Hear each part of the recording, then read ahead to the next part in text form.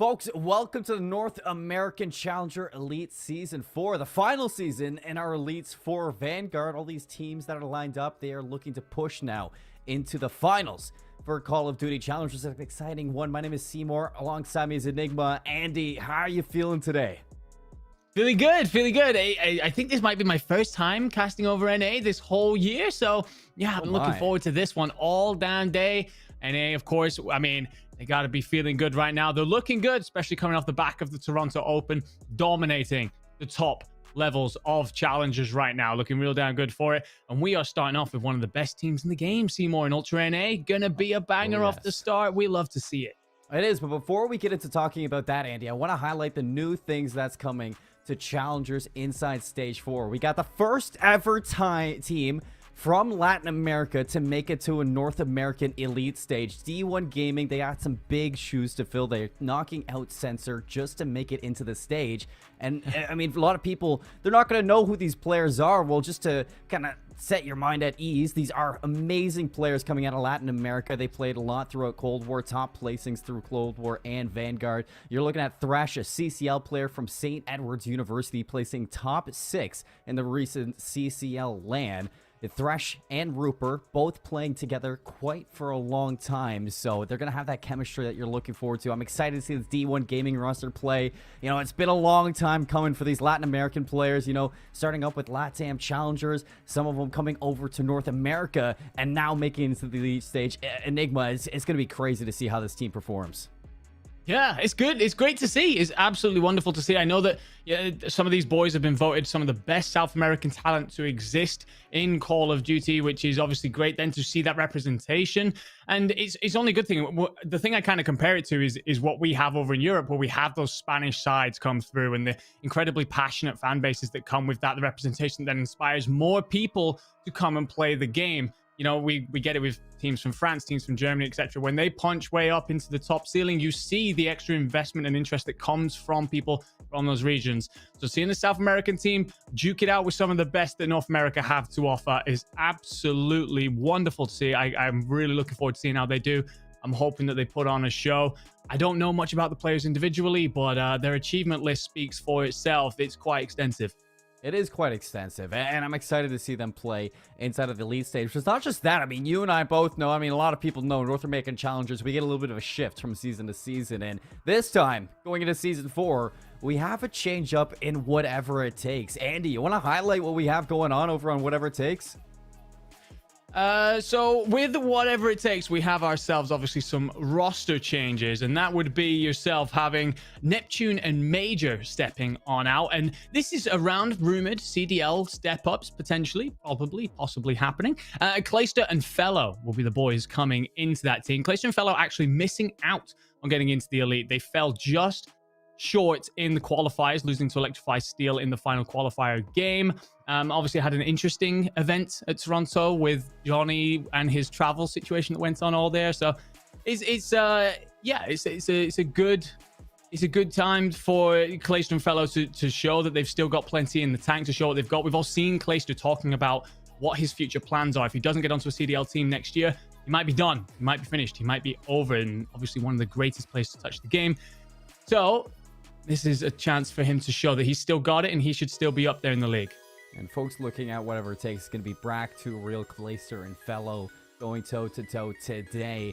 A couple more things to highlight. You got Trash Bros changing over to Destroy the Odds for Season 4. Electrify Steel joining the ranks with Pander, Fame, GodRx, and Pentagram. And Enigma, that's another team that, I guess, when you look at it, you expect these players to have a significant play inside the Elite stages from the start of the season to now. But a couple of them, I mean, we have yet to see them in the Elite stages.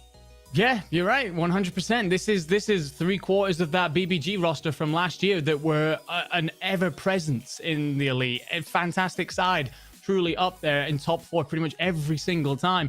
Really good. This is the first time we're seeing GodRx in the Elite this year. As far as I'm aware as well, several of these players have missed out throughout the year. Pentagram was here in S2 on Whatever It Takes, but back again now after stay away throughout Stage 3.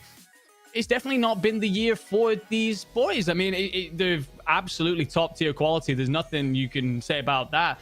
It just hasn't been a good time for them. And the other player coming into that lineup coming, not being the XBBG player, is Fame. Now, everyone has been kind of seeing how Fame's been doing recently in the CCL. I haven't been casting over the CCL, but I'm told, Seymour, that he was playing very, very lights out. I mean, over the weekend, I wasn't there to witness it myself, but watching it online, I mean, he was putting up some wild numbers, not only in the CCL LAN, but in the Toronto Open. The week prior to that, Fame has been frying recently, especially with this Electrify Steel roster. I'm excited to see what he can do inside of this stage as well. But folks, let's take our attention to these matchups. We got Electrify Steel starting off versus Toronto Ultra NA, your Season 3 winners. And across this best of 5 Enigma, it's going to be a Bocage to start us off with Desert Siege Map 2. Berlin control guaranteed. And if this does go the distance, we got a Gavin and a Bocage to close it out. We do indeed. And when it comes to maps, I mean, I think with Toronto Ultra, you're looking at a side here where their S&D prowess is really, really something. And I believe Siege is one of the maps that they like to get down and dirty on. We've got it here in this rotation. And if you are a side looking to find a way through Ultra NA, you don't want to be pushing it out to map 5s because they love those map 5s, winning 4 of them throughout stage 3 alone. So if you are going to be this Electrify Steel side, you are going to want to try and take some of the early maps and definitely try and put some serious presence out across hardpoint, because it turns out that is actually where Ultra NA's weaknesses, lie, running 8 and 6 throughout stage 3. And it's a little bit of a revenge story right now for Electrify Steel coming off of that Toronto Open, because these two teams played against each other for top 4 inside of the Open. They did. And Toronto beat out Electrify Steel with a 3-0 sweep. So now coming over into the Season 4 matchup, Electrify Steel, they are looking for revenge, and it's all going to start right here. We got a Bocage hardpoint, Andy. We do. We're going to start off getting Mixie in the cage. Whichever team comes into this hot is going to really be glad to see it. We're going to find out. No more dilly-dallying from us. Let's take it away. Let's take it away. Hop board with Scrappy, the prodigal child of North American challengers. Ultra NA starting off so well. Vehicle's going to open up with 2, looking for the flank around to flip these spawns. Electrify Steel still holding on to it, but they're pinned right now. Vickle, another one that's 3 in a row for himself. Nobody collecting time, but everybody's going to be focusing on the rotation. Vickle, he is tearing them apart. Still haven't flipped the spawns, but Electrify Steel, they are trapped back here. Yeah, Vickle comes in with 4. Unfortunately, we're going to see a little bit. Yeah, we're going to get a lobby crash there and a little bit of a reset, unfortunately. But yeah, immediately it looked like Electrify Steel were very happy to ensure that they weren't over-ambitious, weren't pushing too far up across the map. I don't think they had much of a chance anyway, because Vickle just slammed them all into the ground, picking up a 4 straight off the start. But yeah, for a moment there, it looked like Electrify Steel definitely wants to prioritize playing for that P2 rotation, which is very fair considering that P1 is essentially just an open bloodbath for all of us who've tried it in ranked. We all know how that gets. And through a Bocage for map 1, you know, you expect it to be quite scrappy throughout the whole first set of rotations. But I'm going to be looking at this Electrify Steel roster, who can definitely dig deep into their spawns, find the rotations early and really lock down these rotations. I think it's going to be really telling the experiences of both of these squads to see who's going to open up with that first set of rotation out with the lead. But we are going to pan over to our next stream. We got Big Boys 705 Esports going up against Destroy the Odds, and tied on a Gavatu map 1. This is interesting. I mean, this is definitely something that we're not, I guess, used to seeing. Gavatu tends to go one way, but it seems like both these squads, they're just going blow for blow right now. Yeah, I guess currently we're coming to the end of that second money hill. So if it is Destroy the Odds who'd managed to get themselves in for P3, Big Boys backed off and played for P4, then you can perhaps see where this level game is coming from. But as we come towards the back end of this P4, you're going to see Big Boys are stuck quite far away from where they need to rotate into P5. A massive hop, skip, and a jump away. As you see it start to pop up at the bottom of your map here, it's going to be Venom just trying to pin back the Big Boys and allow his team over uncontested. Pristini's found a way out, though. The northern side of the minimap, it's going to be covered from 705 Esports. They're actually flipping this whole rotation around over to P5. You can see Destroy the Odds. They are aware of this. The arrows have been turned around. And in fact, the kill feed is all purple right now. Pristini, who opened up this opportunity, now he's all alone, has secured the spawns for his team. But this is a lot of time right now for Destroy the Odds. It is. I love the idea from Pristini. Take your time, ensure the spawns come on through. But now you've got to make sure that investment pays off by getting yourself into the hill. And right now, they've still not touched it. Royalty's here, though. Royalty. He's going to know someone's around the corner. 5 and 12. Not the best game, but here's the break that you need. 99 to 93 will be traded out by Hollow. And Big Boys won't find that break. As you can see, all three players are prioritizing now the rotation back to the first set or the first hill inside of our second set. Andy, I mean, tied going into the second set. This is going to be huge because in Gavitu, this is where we'll see money hills get even stronger. Yeah, you are correct when it comes to that. And Venom here is going to get cut down. Royalty will actually pick up a two-piece. That's huge because that then early rotation for Big Boys will give them the couple of points that they want to start to steamroll. And I think at the minute, Big Boys were unaware there for just a moment of where the spawns were, but picked up a lot of different angles, a lot of different holds, and managed to get a good couple of kills in. They're still looking good here.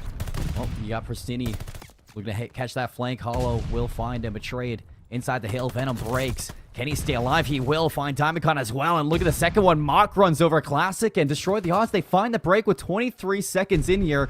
Looking to flip this lead in their favor after the first hill. Big Boys, they have to be careful. Because if they push this and flip it out, destroy the odds, they might be able to find themselves in a better position. And you see 2 kills go down. Jinchoid a third off screen. And this is the chance now for Destroy the Odds to have the better side of the map. Yeah, and unfortunately, Big Boys get caught a little bit too late there. The rotation is never really on, and then Destroy the Odds get a couple of kills late, which means that there's no support for the player who did remain, but Royalty's just stayed sniffing around. Royalty's still here, sits in nice and tight. Be careful, though. If you look at your minimap, Mock, who's on the long flank, gets caught. Oh, Venom. The break's going to be out for Destroy the Odds, looking to stay alive with 4 HP, but damn it, Diamondcon will have his number. It's a 2-2 trade, keeping things even for both teams. Nobody collecting time at this moment. It's very scrappy hill 2 on the rotation, and both teams making sure that they can mitigate what their opponents are picking up. With the last 30 seconds, you have to be careful. You destroy the odds. You don't want to let too much time go in their favor. Classic to take down Venom. Still back and forth, but Diamondcon finding that kill should cement a couple more seconds before Mock hops in.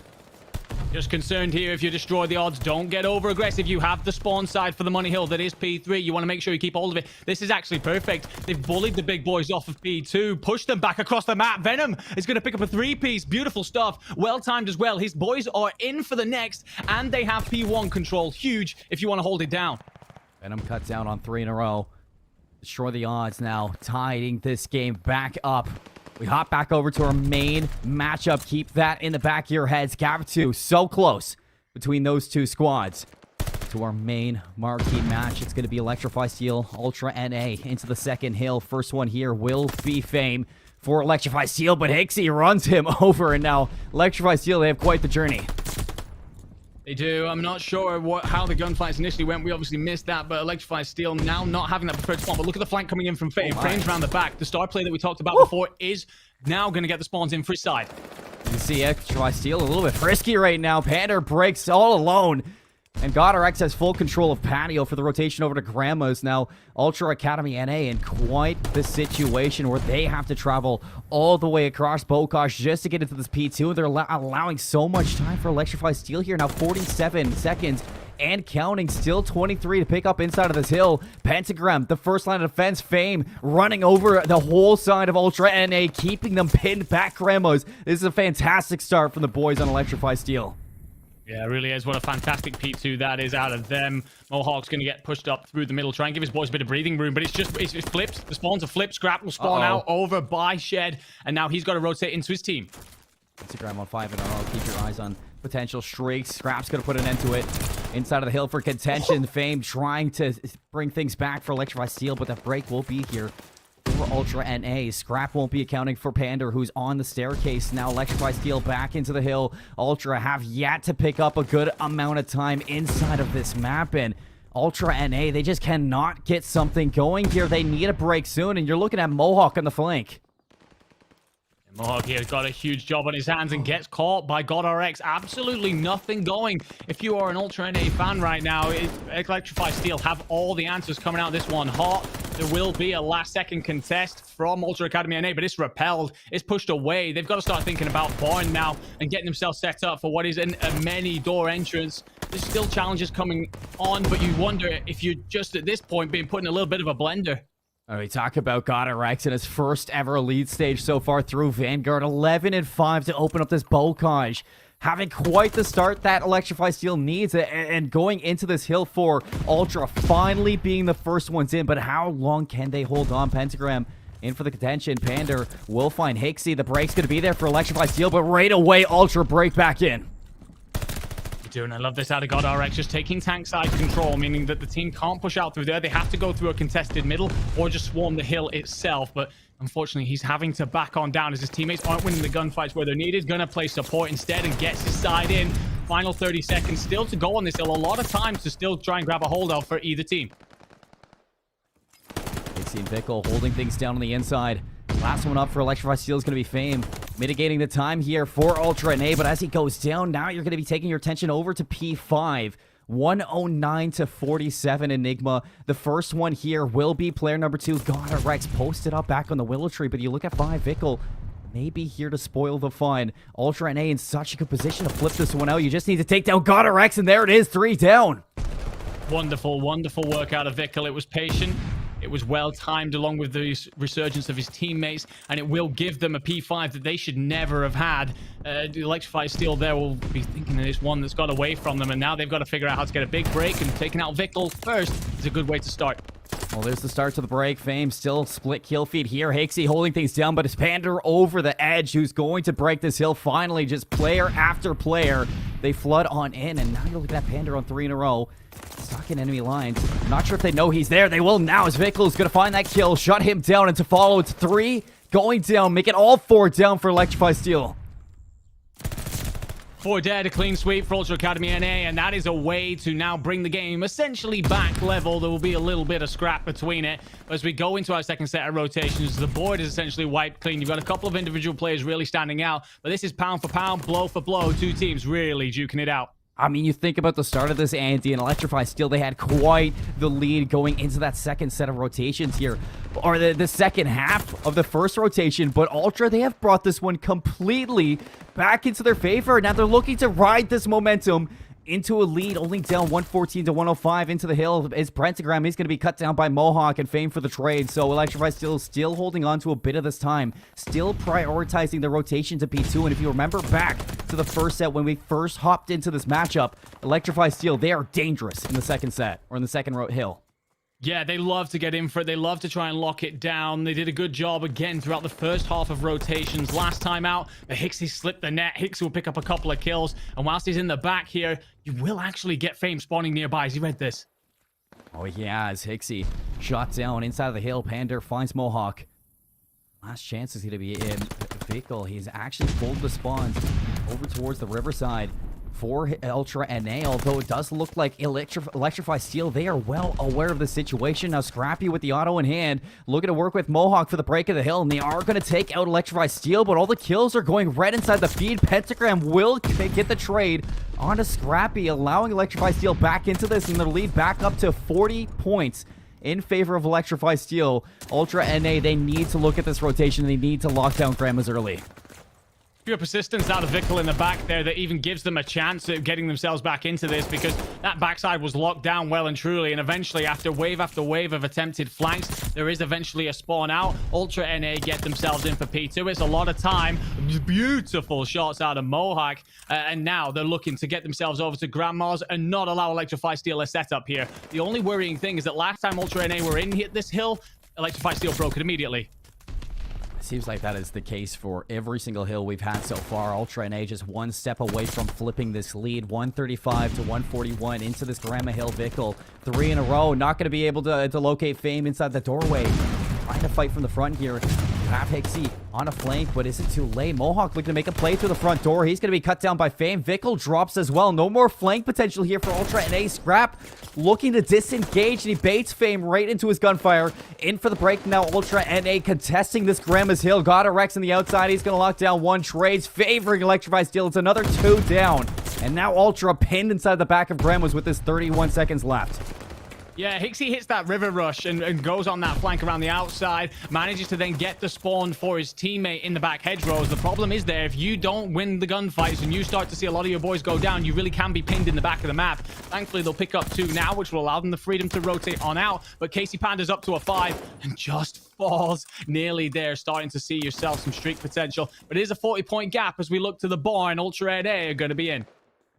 Talk about difference makers so far through Bokash with 3 players on 20 kills for Electrify Steel. Ultra NA, they haven't been able to keep up with the slang so far. The likes of Electrify Steel, but keeping this one within grasp. One good break, one good hill. Ultra NA could find a lead here, but Fame holding onto this hill for breaking from the front. You'll see Ultra NA do get flipped out. So now they're going to be forced to break from the front of this hill. Vickel's going to get in for 1. Hixie and Nade manages to find Casey Panda along with Pentagram. So Ultra do find their way back into this barn hill. Electrify Steel spawning into the back. This could be a moment where Ultra Nade turns things around. Big 4 Dead will indeed be a catalyst towards that, but unfortunately it's just for the scrap time. It's been enough contested from Electrify that there will be scrap, but Hixie here, this is the kind of thing that you need to make happen if you want to break up this 5. He's into the tunnel. Will he be red?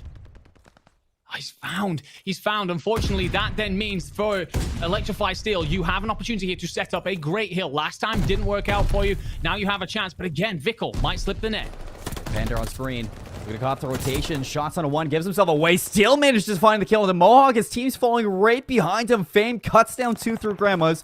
Last chance gonna be Vickel. And as he falls, everybody from Ultra NA scrambling to get things going for this break.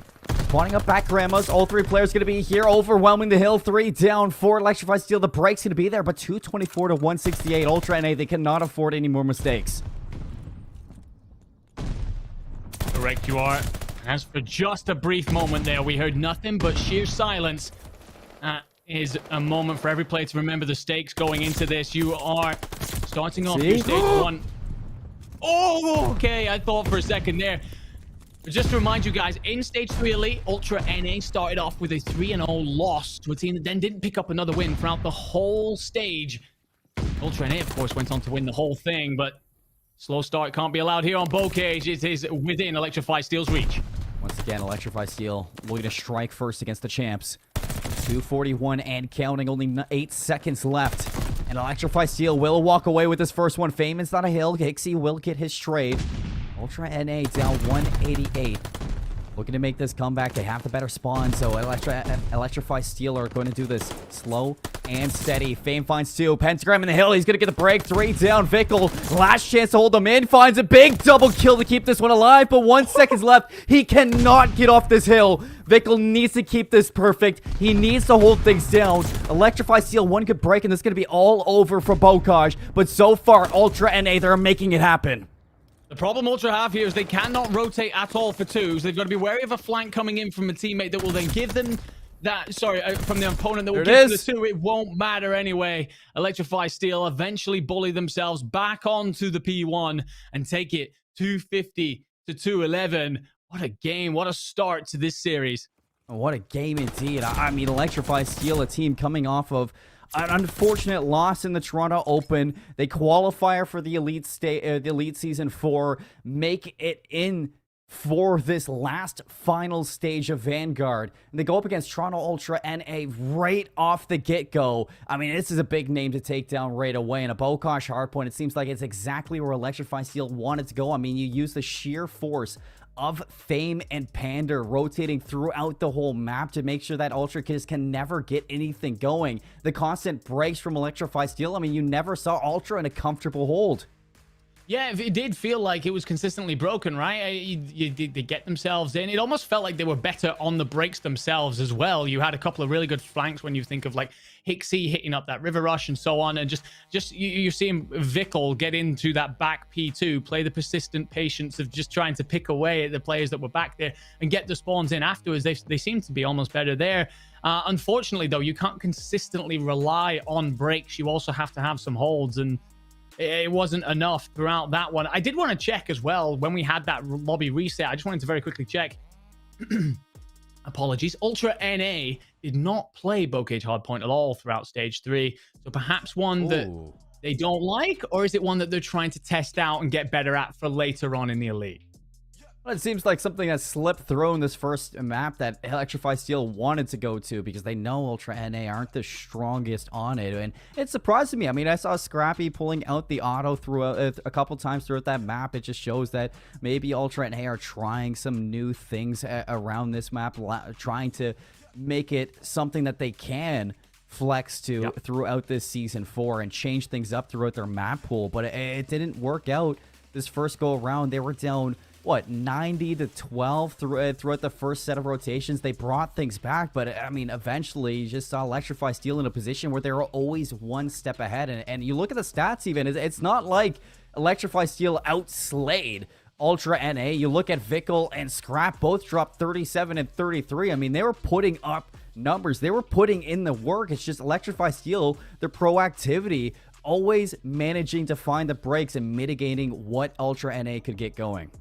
Yeah, and I kind of hate to pin it on a player. Sometimes it is very difficult at this level, of course, but Mohawk there, I mean, it's 22 and 33. Sometimes the KDs in these games can look a little bit off. You can have that, but he only drops just over 2.5k damage. And as you can see there, that's very, very low compared to the rest of the lobby. So perhaps just an off game from him. You won't see that too often. The game is still very contested, so it's not a bad map at all if you're Ultra NA. Also, I am just a very big fan. If you're one of these teams that is fully expecting to see yourself through to playoffs, I'm a big fan of teams trying to expand their map pool now. Speaking of map pool, you've got the whole series in front of you right there, ladies and gentlemen. We're going to be off to Desert Siege next, and as I said at the top of the show, S&D is where Ultra NA thrive. I mean, you said it yourself that they even loved the Game 5, so if that doesn't show you that they love Search and Destroys, I don't know what will. And I think a Desert Siege is exactly where you want to go for this Ultra NA squad. When you're able to slow things down, you allow players like Scrappy to just move so freely throughout University, see if they can win their 1v1s and dominate the middle of the map. You allow your assault rifle players to really funnel them in on the outskirts of Desert Siege, and I think this will definitely favor Ultra NA in those slow situations. But just like we saw in Bocage, if Electrify Steel want to pick up the pace in a Desert Siege, take the fight to them right on the front line, things can get a little bit dicey, and you know, you might not be as comfortable on this second map as you would think if you're Ultra NA. Yeah, absolutely. And I think that one of the players that we brought up earlier is his first Elite of the year, God RX. Those AR presences are going to be huge here on Siege. You've obviously got the whole June side, and you've got Train side, where you really can just push players away. You win those opening engagements, you lock down so much of the map for your side, so many angles, so many options. I want to see God RX really bring it and prove that he still is at the very tippity top here. It has not been his year. He's a phenomenal player. I want to see him bring it back here. He's up against Scrap and Mohawk. That's two players to really make a statement against.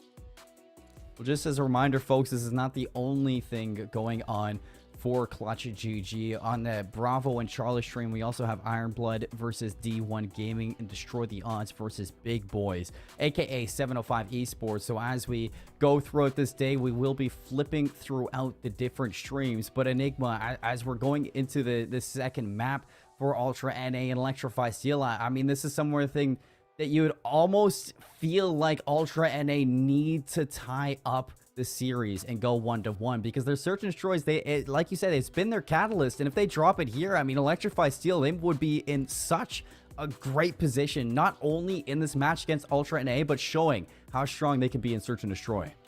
Yeah, absolutely. I mean, just to reel off the performances that they had throughout Stage 3 Elite, you had a hardpoint map record of 8 wins, 6 losses. Your Control, 6 wins, 3 losses, so pretty good.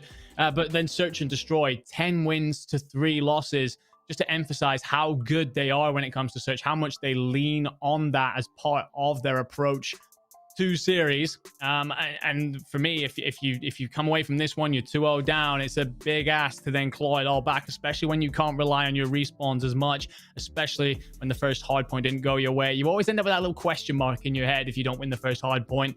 We don't want to be having to rely on the second one to keep us in the series.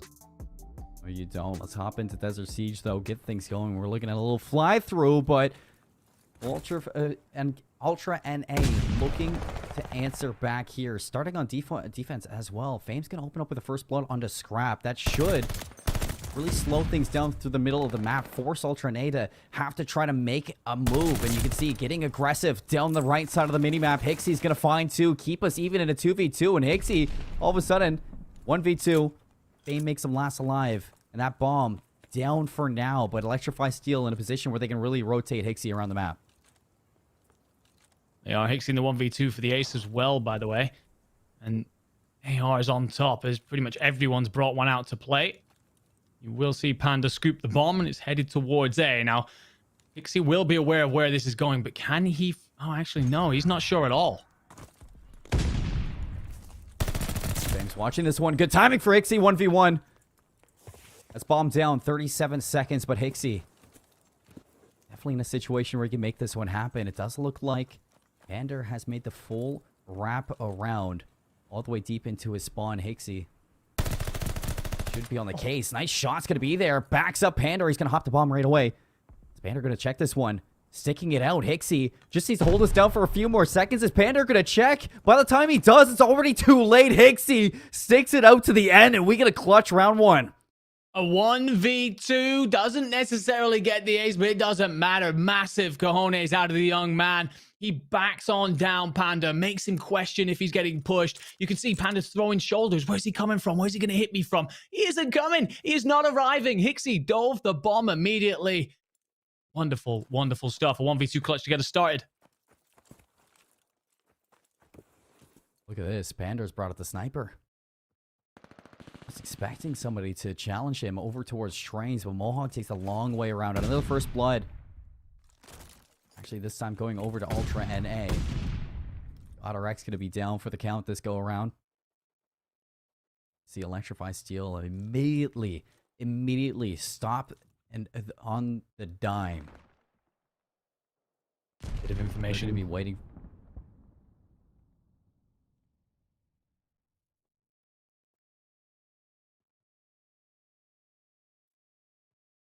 Look at this one right here. Pander spots the cross. Should know who's there. Backs up. Such a smart play here from Pander just to give up the site. Vehicles found a gap. Bomb will go down. 4v3. You have the opening blood, and Panda needs to be doing something from this top tower. The second one there. Pander hits the head. Is it enough, though, to allow his teammate in? Fame not on the flank just yet. Seems like he's still stuck in university, and Pander, a second one, would definitely be able to open this lane. Even more scrap. Eyes on. Fame's going to be there for the trade. 2v1, 24 seconds. Both players on Ultra NA half backed up, so Fame's going to have to get aggressive here. Should know Vehicle's right along to the left. Vehicle's going to slide right into him, though, and that's going to be Ultra answering right back.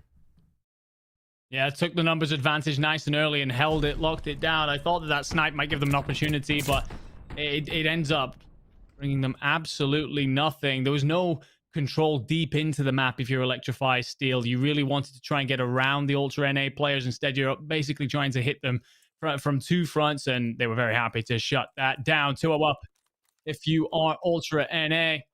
Electrify Steel need to answer back, or they're in tough straits indeed. Hixie. He's going to get aggressive there, but instead he gets spotted through the window. Somehow still alive, but Pentagram's not going to allow him to get away. 13 HP. Hixie tries to finesse, but that's going to be a first blood to Electrify Steel this go around. Hey, Vickle here for the trade. Sent Pentagram on the jump up, but not able to get the good timing. He doesn't. The bomb still up. No real progress here from Electrify Steel. We can feel that they're just trying to probe away at this instead. Not really try and force anything. Oh, Scrap got the entire left side of this map locked down, but oh, he's been spotted and more players are arriving. He does kill from GodRx. Takes down Scrap. That allows the rest of Electrify Steel to fly on forward. Now Mohawk in a 1v3. Knows the bomb's going down, but he gets spotted out, and Electrify Steel won't let that round slip out of their hands as they are going to finish off Mohawk and finally put themselves on the board. The patient play pays off. Sometimes I like to see teams make a bold decision, have a game plan, and go and decide it. But the change of pace that they brought there, the decision to almost set up at mid and essentially create a beachhead in the middle of the map there, give themselves a lot of different options. Rotated the bomb on over well when they needed to, left Mohawk with absolutely no chance. chance whatsoever, but now Ultra NA still with a round lead. Look at them just roll down the middle of the map. Mohawk staying back just in case players of Electrify Steel decide to get aggressive in their own rights. Want to get flanked on the inside. Fame, a little bit of trouble. Breaking through the wall. Hixie's going to find first blood. Fame leave with the trade. Already losing out of players left, right, and center. Finds Mohawk 2v3. Electrify Steel really backed into the corner with the bomb down. You feel Pentagram is very important here to get a pick, and unfortunately Fame gets caught. Pentagram will trade, but that is no alarms and whistles, and NA is going to swarm him. Everything in the kitchen sink out the window right now. Electrify Steel really hoping Pentagram has what it takes, but 25 seconds. Spots out Hixie up top. The shots won't be there. A little bit of excitement for Pentagram, but he's not able to get anything going. Spots out both Hixie and Scrappy, but just could not take a gunfight to his liking. And I think Ultra play that so well with their play to just rush it right down the middle. Yeah, I was really glad actually to see the way that they adjusted to that 1v2 as well. I made the call there that they were going to rush him, and they actually don't. They back up, they get together, they ensure that they're just buying time, giving COD no opportunity to make the clutch. Ruthless, efficient, brutal. You see why their S&Ds are so damn strong. 3-1 up. Electrify Steel gotta dig deep.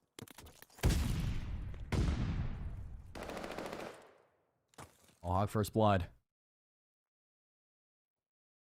Electrify Steel's attack. Stalled out through University. Almost trapped, you might think. With this situation, Pentagram's gonna get spotted out. Mohawk down to 72 HP. Fame will clean him up, but in the sense, Pentagram drops as well, so still a life advantage for Ultra NA. And still that bomb stuck inside of University, Andy. Pico here sniffs a rat above him. He knows that there's plenty of... He knows exactly where the play's up with Godorex. That's a huge pick onto Scrap. That gives them an exit route. It gives them an exit over to B. Godorex looking to make sure that nobody on the flank. Well, that bomb goes down. Electrify Steel now 45 seconds in their favor. Looks like Hixie hit spot out Fame. Climbing up top. Fame goes down. 2v1. Godorex last alive. He needs to clutch up. Ultra and a chance here to go up 4-1. If you're Electrify Steel, it's not done yet. 30 seconds left. Godorex making the smart wrap around. Playing the tight angle. If he slides up, they're both going to be there. Oh, Hixie's going down. No trade. Godorex reads it. Godorex for the clutch. Absolutely superb. He's the man that I said we wanted to highlight, we wanted to watch. Can he deliver? Well, absolutely. Picks up his own 1v2 clutch. Hixie, if you can do it, I can do it too, son. And absolutely wonderful stuff out of him. I thought he did a great job anyway. When they're in the 2v3 situation, he gets the pick onto Scrap, opens up that side of the map, allows the bomb plant to go down. I didn't actually like what Fame then did, essentially rushing out into the wilderness to try and get top palace control. But GodRx clutches it up. And they answer back. One round between them. One by one, Electrify Steel keeping things together on Desert Siege. A lot slower on this defensive side, Andy, if I say. Ultra NA, the same exact thing. Last time we saw them on offense, they just rush it right down the middle of the map, and it seems like Electrify Steel, they were expecting that inside of this round, but Ultra NA are keeping them guessing. Fame will open up onto Scrap. Those AR duels coming in clutch, and that then shuts down essentially so much of the map. The Dunes will go to Electrify Steel. It will belong to them, and Panda's actually avoided a hit mark with that grenade. He might slip straight through. Oh, Pander needs to at least find one. Vickle for the trade. 3v3. Bomb's going to be there. Pander for the kill. Now stuck in between two players. Traded out by Hixie. It's going to be a 2v2 with the bomb looking to go down at the A side. Hixie still towards those trains, so GodRx may be able to hunt this one down. Ultra NA are taking a very long time just to plant this bomb. And take a look through the walls. You can see Fame on the opposite end of the map. There's a potential for a pinch here. GodRx for the initial shots. Hixie's going to go down. Mohawk last alive, and he will just not be able to get hit done. GodRx on 4 in a row. Once again clutching up for Electrify Steel.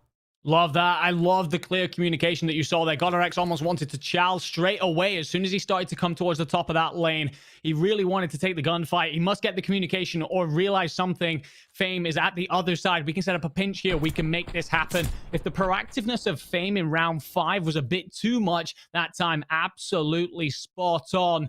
We are even again. These two teams are duking it out on such a high level right now. Plays and counter plays across the board. And again, I mean, just clutch plays throughout this Desert Siege between both Ultra and Electrify Steel, Andy. And not really one side finding dominance, whether it's defense or offense. Both teams have been going back and forth. First blood has been key. Scrappy's been getting caught a lot by Fame.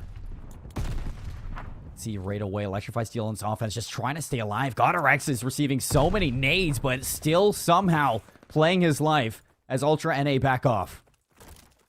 I like the creativity, though, out of Ultra. Trying to get really aggressive through B, and it's pushed Electrify Steel so far back, the opening pick as well. Got 50 seconds, so you do have plenty of time here to try and answer back with some gunfights of your own, but right now, there's a lot going in Ultra NA's favor. Cheeky spot from Mohawk. Pentagram has to back down on 43 HP. The rotation over to B. Scrap gets caught again. Back to a 3-3 even game. Fame locking down the dunes, but Mohawk making sure Ultra continues their numbers. As you can see, Vehicle went to check the bomb, but he walks right in front of GodRx and Pentagram. Somehow, some way, Ultra still holding on to their lives as Pentagram caught out in the open. It's going to be a 2v1. GodRx last alive. Can he do it? Not once, not twice, but 3 times in a row with 13 seconds left. It seems like he's just going to be playing his life. He is in no position to grab that bomb, and with 5 in a row, you can see him playing for those streaks. Yeah, absolutely. The heads-up play, indeed. Play for the streaks. The glide bombs are so effective when it comes to search and destroy, and especially on this map. It gives you so much information, potentially plenty of free picks as well. Makes the right call for me. He was asking a lot with just 15 seconds to go. Mohawk there, by the way. Absolutely huge round. Plenty of kills, including the opener. All three on the map that went down there. And throughout, you could just see his positioning, the information that he was gaining. Huge seeing that round out. GodRx going clearly check. Shots trading out from either side, but no early kills just yet.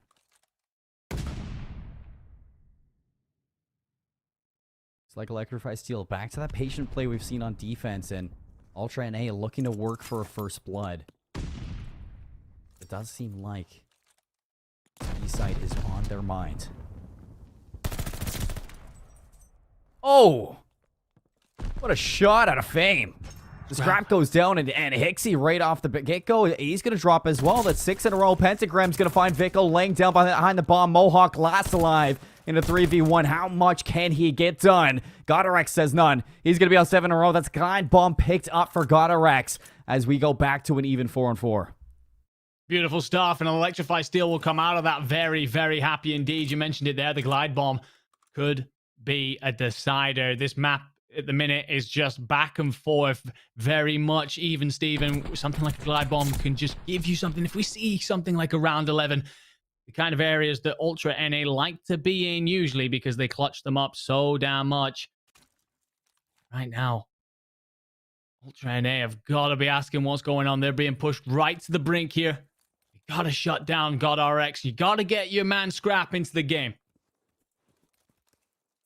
3-7, not a good map number 2, but Panda 2-5. Was mirroring some poor performances on either side. Was going to open the window. Pentagram with nade already cooked. Vickel's going to eat that one up and not drop. Still alive, 4-on-4. Nobody yet to fall as Electrify Steel. They haven't even moved out of their spawn, Andy. They haven't, and you can hear the glide bombs coming in. So who does he drop it on? Well, no one is going to be the answer. That might have given information, but it didn't get the pick. Was this a poor investment choice out of Electrify? You only have 47 seconds left, and Mohawk finds first blood on a Pander. That's going to immediately halt the attack here from Electrify Steel, looking to find this trade, but Vickle through the window, he's going to find Bomb down, Pentagram wiped off the board. The rest of Electrify Steel scrambling to get something going, but they just have no way back in. Full map control for Ultra NA. It's a big kill from GodRx, but is it enough? I'm going to assume not, as Mohawk rips the face off of GodRx fame. He's had a really good game so far, 10-6, but with 15 seconds to go. Best of luck on getting your ace. Gonna spot nobody top Palace, and this is going to be a very frustrating round if you are Electrify Steel. I mean, you spent so long getting GodRx that glide bomb. You spent round after round clutching things up, but now you lose out on that glide bomb. It doesn't find anything. Fame finds 2 to close that round, but he's not able to walk out on top. Ultra NA, they're going to be the first to 5, leading this search and destroy to the latter end. Now 1 round away from putting it away. Premature use of that glide bomb indeed. And now you've got to just go at this gunfight to gunfight and hopefully see it out. Ultra NA, they do clutch up these S&D so often, even when they've not been great. First blood here. Fame. Ooh, those shots are good. Scrap's still alive. A little bit of backup there. It will disengage Fame. The bomb goes down so early here from Ultra NA. They are going to have this B site set up so early.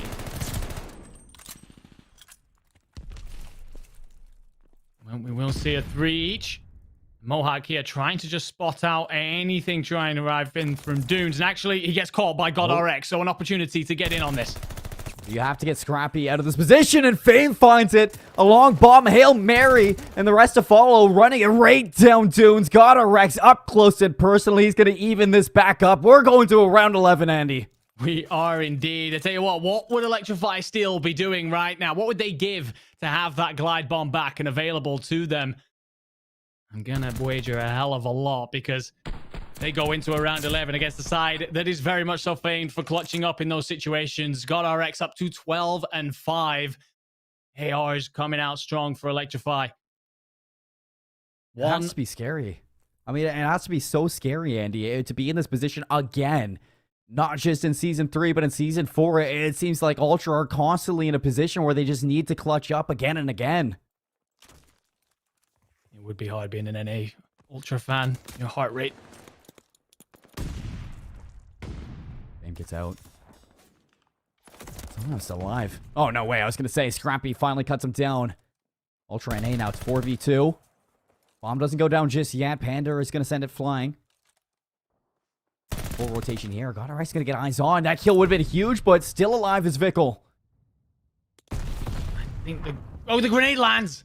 Perfect out of GodRx. I thought he'd maybe thrown it a bit too far left there, but nails it. Panda is 2-7 so far. Can he step up and clutch this one? 45 seconds to go. They know where the bomb will be. GodRx on the flank. All eyes on GodRx, 13-5, making the full rotation around. Bomb still down. It looks like Ultra NA looking for a pick. But they might be digging their own grave here. GodRx has made the full rotation. Gets eyes on the bomb. Spots it not going down. Eyes on the Mohawk. Is he going to be here? 2v2. Hixie recovers the bomb, but 22 seconds. They need to go for the plant, and this is now an even 2-on-2. Oh my, GodRx has had such a map. Can Panda have an influence here? They've still essentially got a setup here that allows them to pincer players. Scrap, top Palace, you feel is going to be very important. Ender. Hixie's still alive. GodRx is going to find Scrap. Now Hixie needs to play his life. Goes for the regen. 22 seconds. The full collapse is going to be there. Electrify Steel in a 2v4. They clutch up the search and destroy, and now they're going to go up 2-0 in the series. GodRx, son, you have just had yourself a map. Don't even bother using your glide bombs in future. You don't need them. You're a fantastic AR player. You know how to work a map. What a beautiful, wonderful performance. Really top tier stuff. There was that pinch setup that you could see that Scrap was uncomfortable with it. He did not want to have a situation with players on both sides. He's trying to check out. He's got so many things to try and cover because essentially Hixie's trapped out near the bomb so that he can try and keep eyes on GodRx. You have just had yourself a statement game that feels like I belong in the elite. I've been missing this year. I'm back, boys. I'm back. I mean, it just seems like he's been saving everything up to this moment.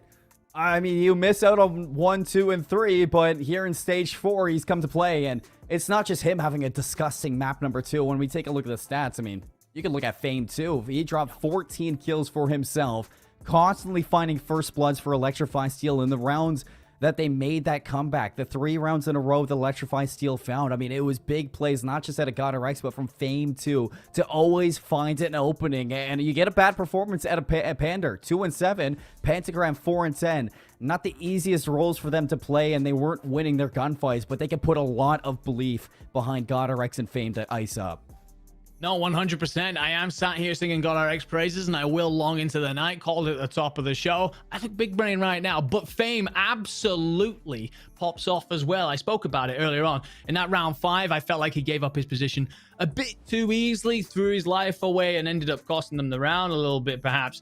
But from a God RX clutch, then the next one, Fame, instead of getting himself in a situation, was in a bit of a mental blender, realizes the mistake he's made and makes up for it. Does a great job. Electrify Steel here. And again, we said before that Ultra NA lean heavily on their S&D. The respawns can be iffy. They've now got to win 2, or they are starting off this season as they did the last with a loss. We get a look at the series, and Electrify Steel in such a strong position.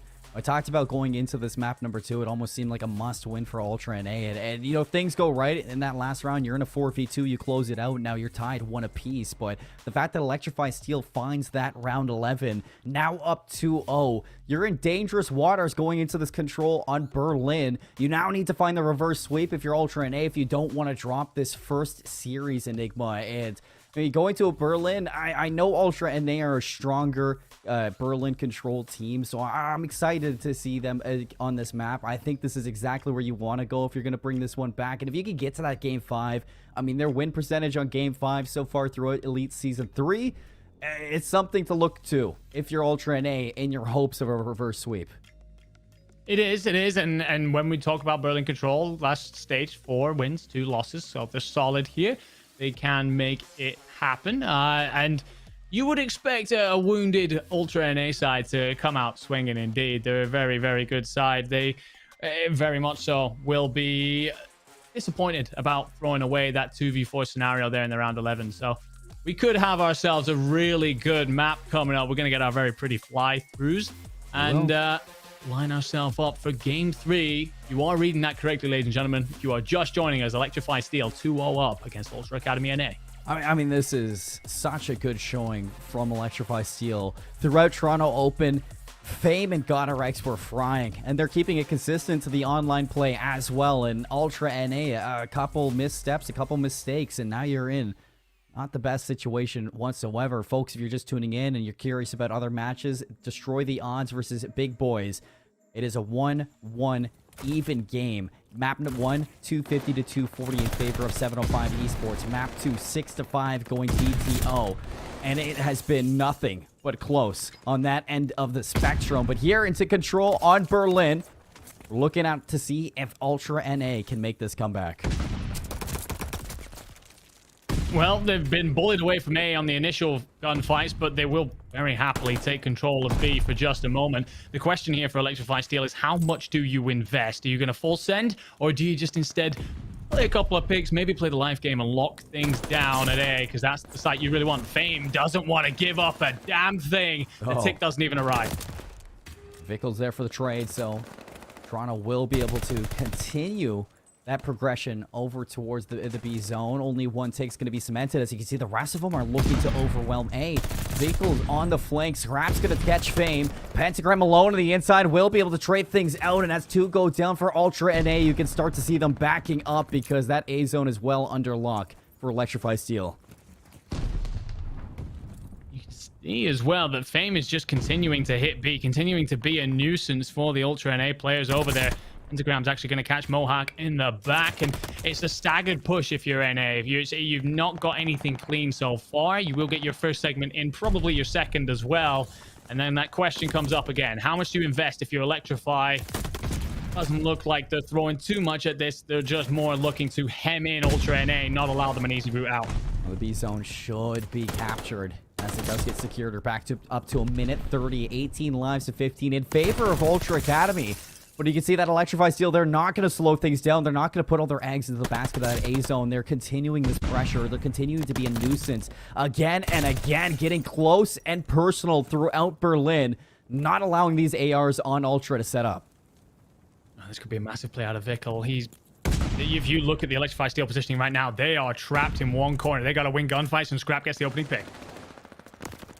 We'll collapse here from Ultra NA. Pentagram's going to find a way out, but 3 down now for Electrify Steel. Pander needs to go big. He's going to be backed up down to 13 HP. Scrap's going to finish it off now. The full stack's going to be out for Ultra NA as the rest of Electrify Steel there are scrambling to get things going for this retake. Got a Rex. Big shots on a Mohawk. 2 down. Scrap only 1 on the inside. Will be the keep this time down to 53 seconds. And as the rest of Electrify Steel break on in, that is going to be the A zone cleared out. And the second tick not secured. It's not, but up by a lot of lives, and that's a lot of kills to come in as well. 11 to 3, 40 seconds to go. Electrify Steel got to play perfect from here. Hixie, big win right here. Pentagram cleaned up, not pretty, so Hixie has to hit the ground. Pander looking to get into this as fast as possible. The stack was there for Ultra, and they're going to be able to clean things up on the A zone. First round is going to go to Ultra NA, and it's an offensive round pickup. Beautiful stuff out of them. You Electrify Steel there. I felt like they perhaps maybe invested a little bit too much towards trying to hold on to B. I thought they were doing the right thing initially. Set up almost like a cordon, catch players trying to rotate. Don't give them an easy transition over towards A. It looked good. Then the last second, they break into B, even though it's already gone, and throw away perhaps a few too many lives, leave themselves in a difficult situation. Don't win important gunfights from there. Scrap, 12 and 4 to start this one off. Immediately goes top third for Fire. Trying to lock down the middle of the map for Ultra NA, and the rest of Electrify Steel on the opposite end, they are just funneling on into the train station. They've allowed Scrap to fully take control of the middle of the map. He had a poor map number 2, but 14 and 4 so far in map 3. Scrap has turned it up. He's on 5 in a row. Looking for streaks now. Hail Mary down to that train yard, but he's not going to be able to find Pander. Drops on 5 in a row. It could have been streaks, but not this time. Electrify Steel up the respawn. Looking to dip into this B zone as fast as possible. Start collecting some progress. They take down Vickle, and that should be the first tick secured. I just felt like Scrap could have slowed down for half a second there. Just maybe get your life back, stay up, try and get yourself that glide bomb to come on through. But you do get a feeling as well. When Scrap's feeling himself, he's feeling himself, and he's going to play at the pace that he damn well likes. Up to 15 and 6, as you correctly say. Second tick comes in for the Electrify Steel. Panda's here to try and put some pressure on at station and avoid NA players arriving in reinforcements, and gets 2, potentially opening up the A site. 3 go down, but Hixie answers back. The B zone gets secured. You're up to a minute 49 if you're Electrify Steel, but now Hixie looking to pick apart those respawns. Fame's going to put that to rest as quick as possible. As Ultra NA, now they back up, they slow down. Mohawk, the farthest one, pushed up through train. He's going to be overwhelmed by Pander. And now this is Electrify Steel's turn to answer back with their own offensive round. But take a look at Vickle. Vickle's making the flank around. He might get the worst timing in the world, though, because God RX will catch him in the back. That's very unfortunate. Tell you what, if NA see this one out, a lot of credit's got to go Hixie's way, but it's a long way to go yet. Live still quite close, but they do favor the attackers on this one. Now it's Hixie's turn. 3 in a row. Stuck in the corner. Plays his life. A lot of map control here for Ultra NA. The farthest one pushed off for Electrify Steel is going to be Fame. So if you're looking for anybody to dig you out of this position, it's going to be your AR top third. Fame finds Hixie. Second one there on Vickle won't go his way. The trade's going to be out now from either squad. Scrappy tries to slide out, but he's not able to get Pentagram just yet. Looking for the trades here from Ultra NA. You're down to 41 seconds on this defense, and you just need to hold the line for a little bit longer because lives only down by 2. Oh, Vickle here. Oh, nearly makes a massive play. You feel like that too, though, has been there for quite some time, and they have done absolutely nothing to return it. Pentagram will pick up a big 2-piece to allow them to break onto the site. 23 seconds to go. Last chance. Time stopped.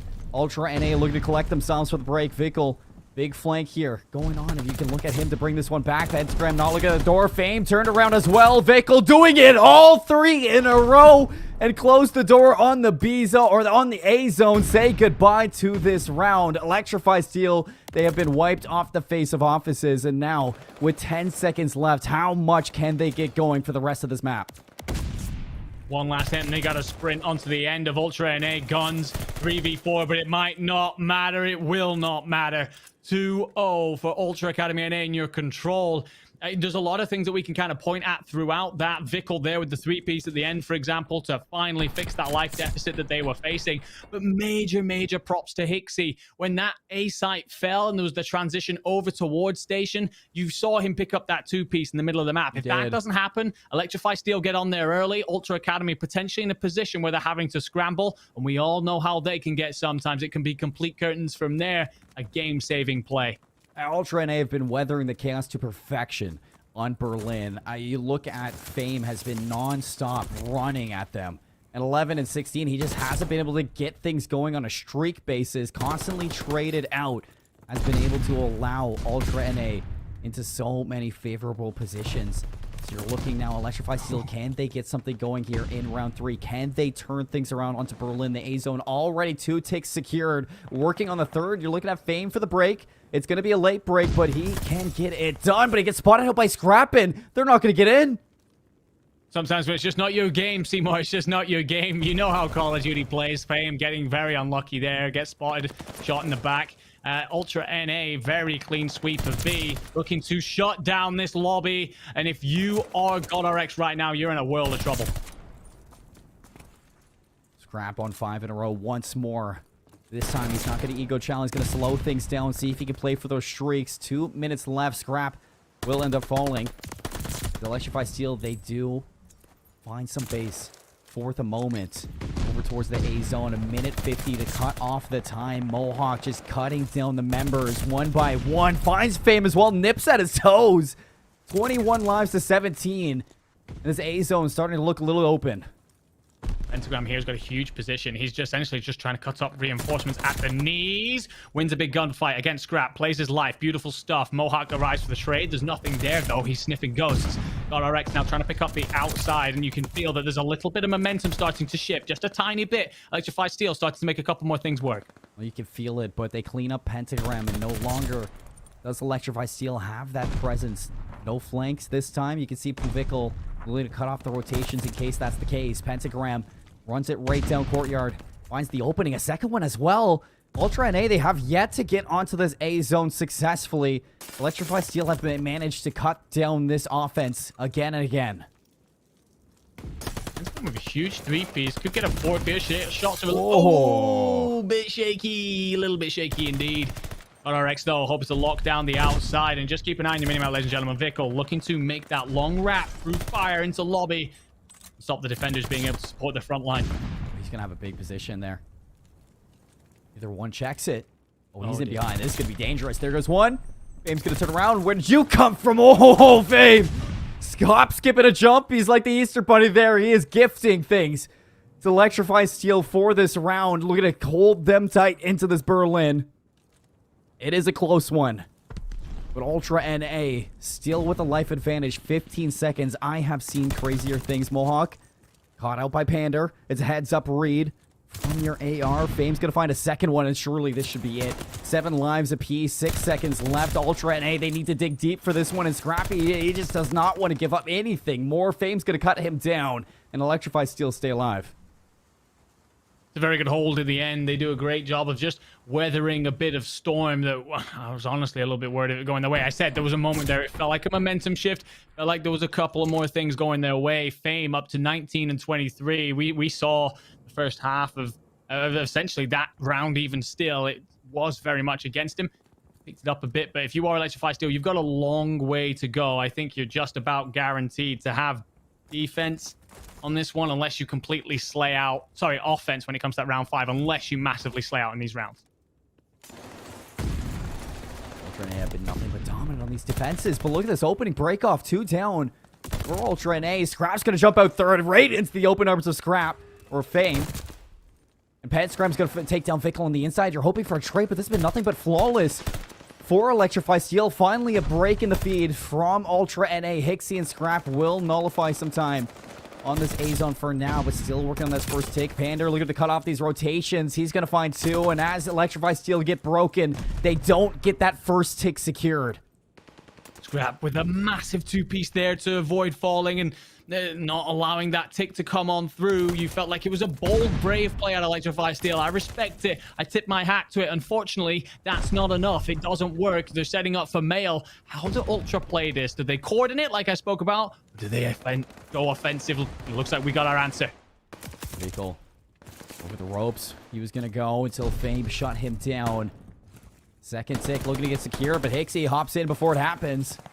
In and out. He is just dipping through this B zone for now. Hixie has not allowed Electrify Steel to secure the second tick. He's hunting down Pander, and I think they know he's up there. Vickle on the case. He's going to take him down in the B zone now. That second tick can get totally taken down because Ultra and A, they have not allowed Electrify Steel to get comfortable one bit.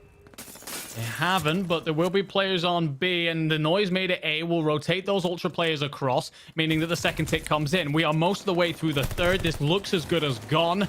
Now Ultra have to make that question happen again. Mohawk with a massive two-piece to again delay this B capture. How many times are we going to see Ultra players picking up two pieces like that? Pentagram going to shut him down. 25 seconds left. Electrify Steel, they need to go now. Worlds is going to be over. GodRx with a big win on Scrappy inside of that B zone. Should be able to get their feet in. Stop that clock. Push it even farther. 11v11. Minute 16 left. Electrify Steel, they're not out of this just yet. They're not at all. And for me, then Mohawk has to back off, not fly in. The life count, you're now 2 under. There's not much time if you Electrify Steel. You can play the time game, 60 seconds to go, but you've got to play your life. You got to be smart here. Pressure here from Ultra. Starting to sink in. Electrify Steel backed against the ropes. Pentagram's going to drop on the flank, and now all eyes on the front of Berlin as Ultra have the setup that they want, but Casey Pander's going to find the opening there. Big two-piece might allow Electrify Steel back into this. Oh, and that kill there means no respawns remaining if you are Ultra NA, so you got to be perfect on your gunfights, and Panda continues to win them. Vickle needs to stay alive. Can't afford to go down yet. The clock is stopped at 31 seconds. Only 2 players left. Vehicle's going to get cut down. All up to Hixie. 1v5 scenario. Can he clutch up? This is not going to be an easy one whatsoever. Slides on into the hill. 2 players there. Fame's going to go down, but Pander's there for the trade. We're going the distance in Berlin. Give us a 5th round. Massive overinvestment at B if you are Ultra Academy NA. They really didn't need to continue to send bodies there. They'd managed to whittle the time down to so little that Electrify Steel were in a rush scenario. And instead, because of that overinvestment, you then find that Electrify Steel actually have this position where not only are Ultra players trying to arrive into power positions that they need to control, and Ultra, by the way, are on the offense. A calculation somewhere means that they have to make it happen going forward.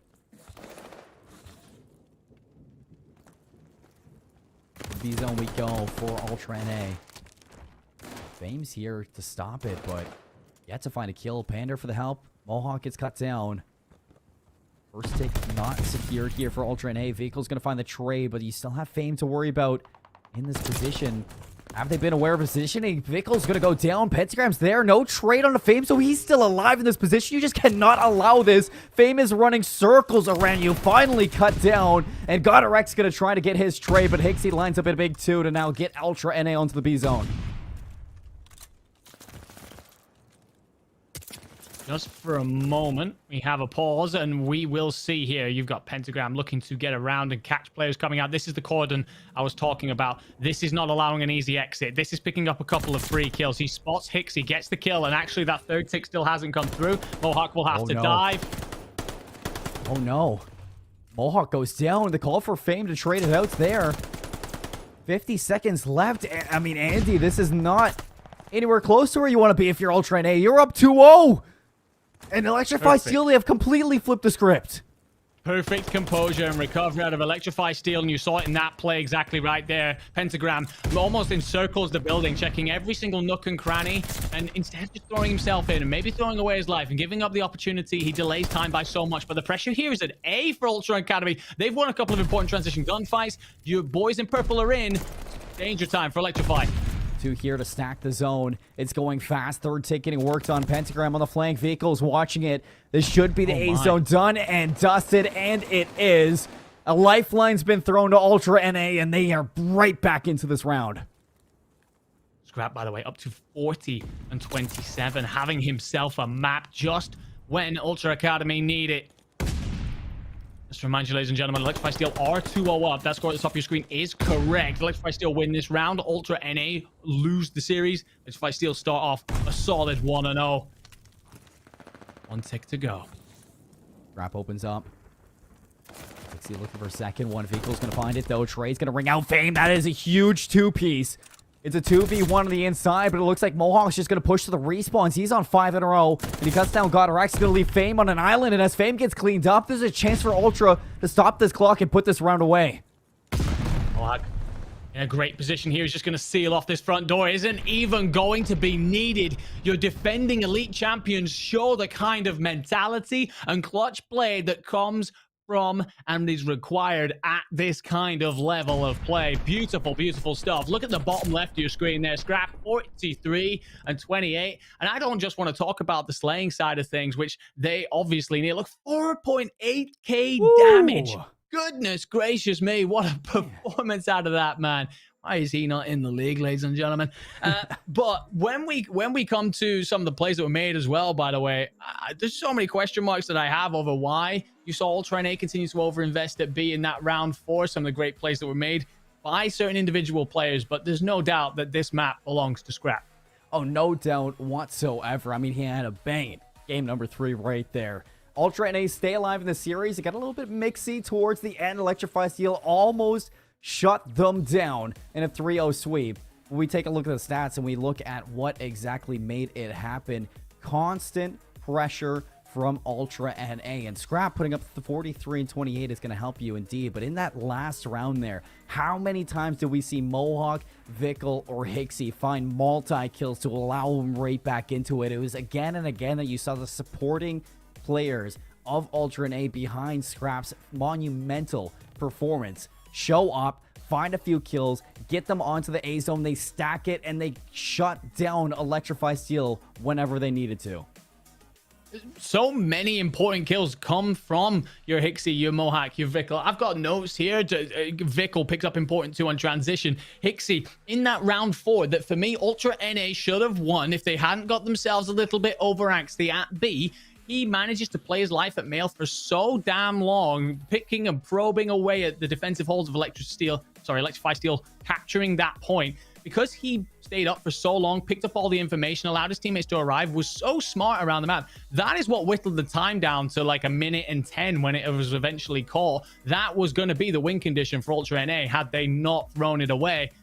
They have indeed all had a really, really solid map there. It's just, you can never ignore a stat line like that. They are pretty when Scrap puts them up. Oh, you can't whatsoever. And hats off to Electrify Steel to actually bring that back to a round 5 because they were down 2-0 in that Berlin control. But now we head to a hard point. We go back to that Gavatu, and you have to think of that Bokosh map 1. How fast Electrify Steel were playing, Andy. I mean, you saw Fame inside of that first map constantly holding control of Grandma's. Well, now we flip it over to a slower AR dominated map of Gavatu, and I'm curious to see how Electrify Steel play it. I want to see if maybe they swap Fame over to an AR for this map number 4, because you're going to definitely need to change your game plan for Hardpoint going into this map. Yeah, 100%. This could look very, very weird in terms of the players that, you know, you're used to seeing certain players on certain weapons, but this could look very different indeed. You're right to bring up the Bocage hardpoint. We saw players like your Fame, your Hixies, your Vickles going on those flanks and finding themselves the spawns. You might not be able to get away with that on Gav. It is such a difficult map if you're a sub. You're going to have to slap on an AR and put up some serious pressure. It's got to be, it's on those money hills for me.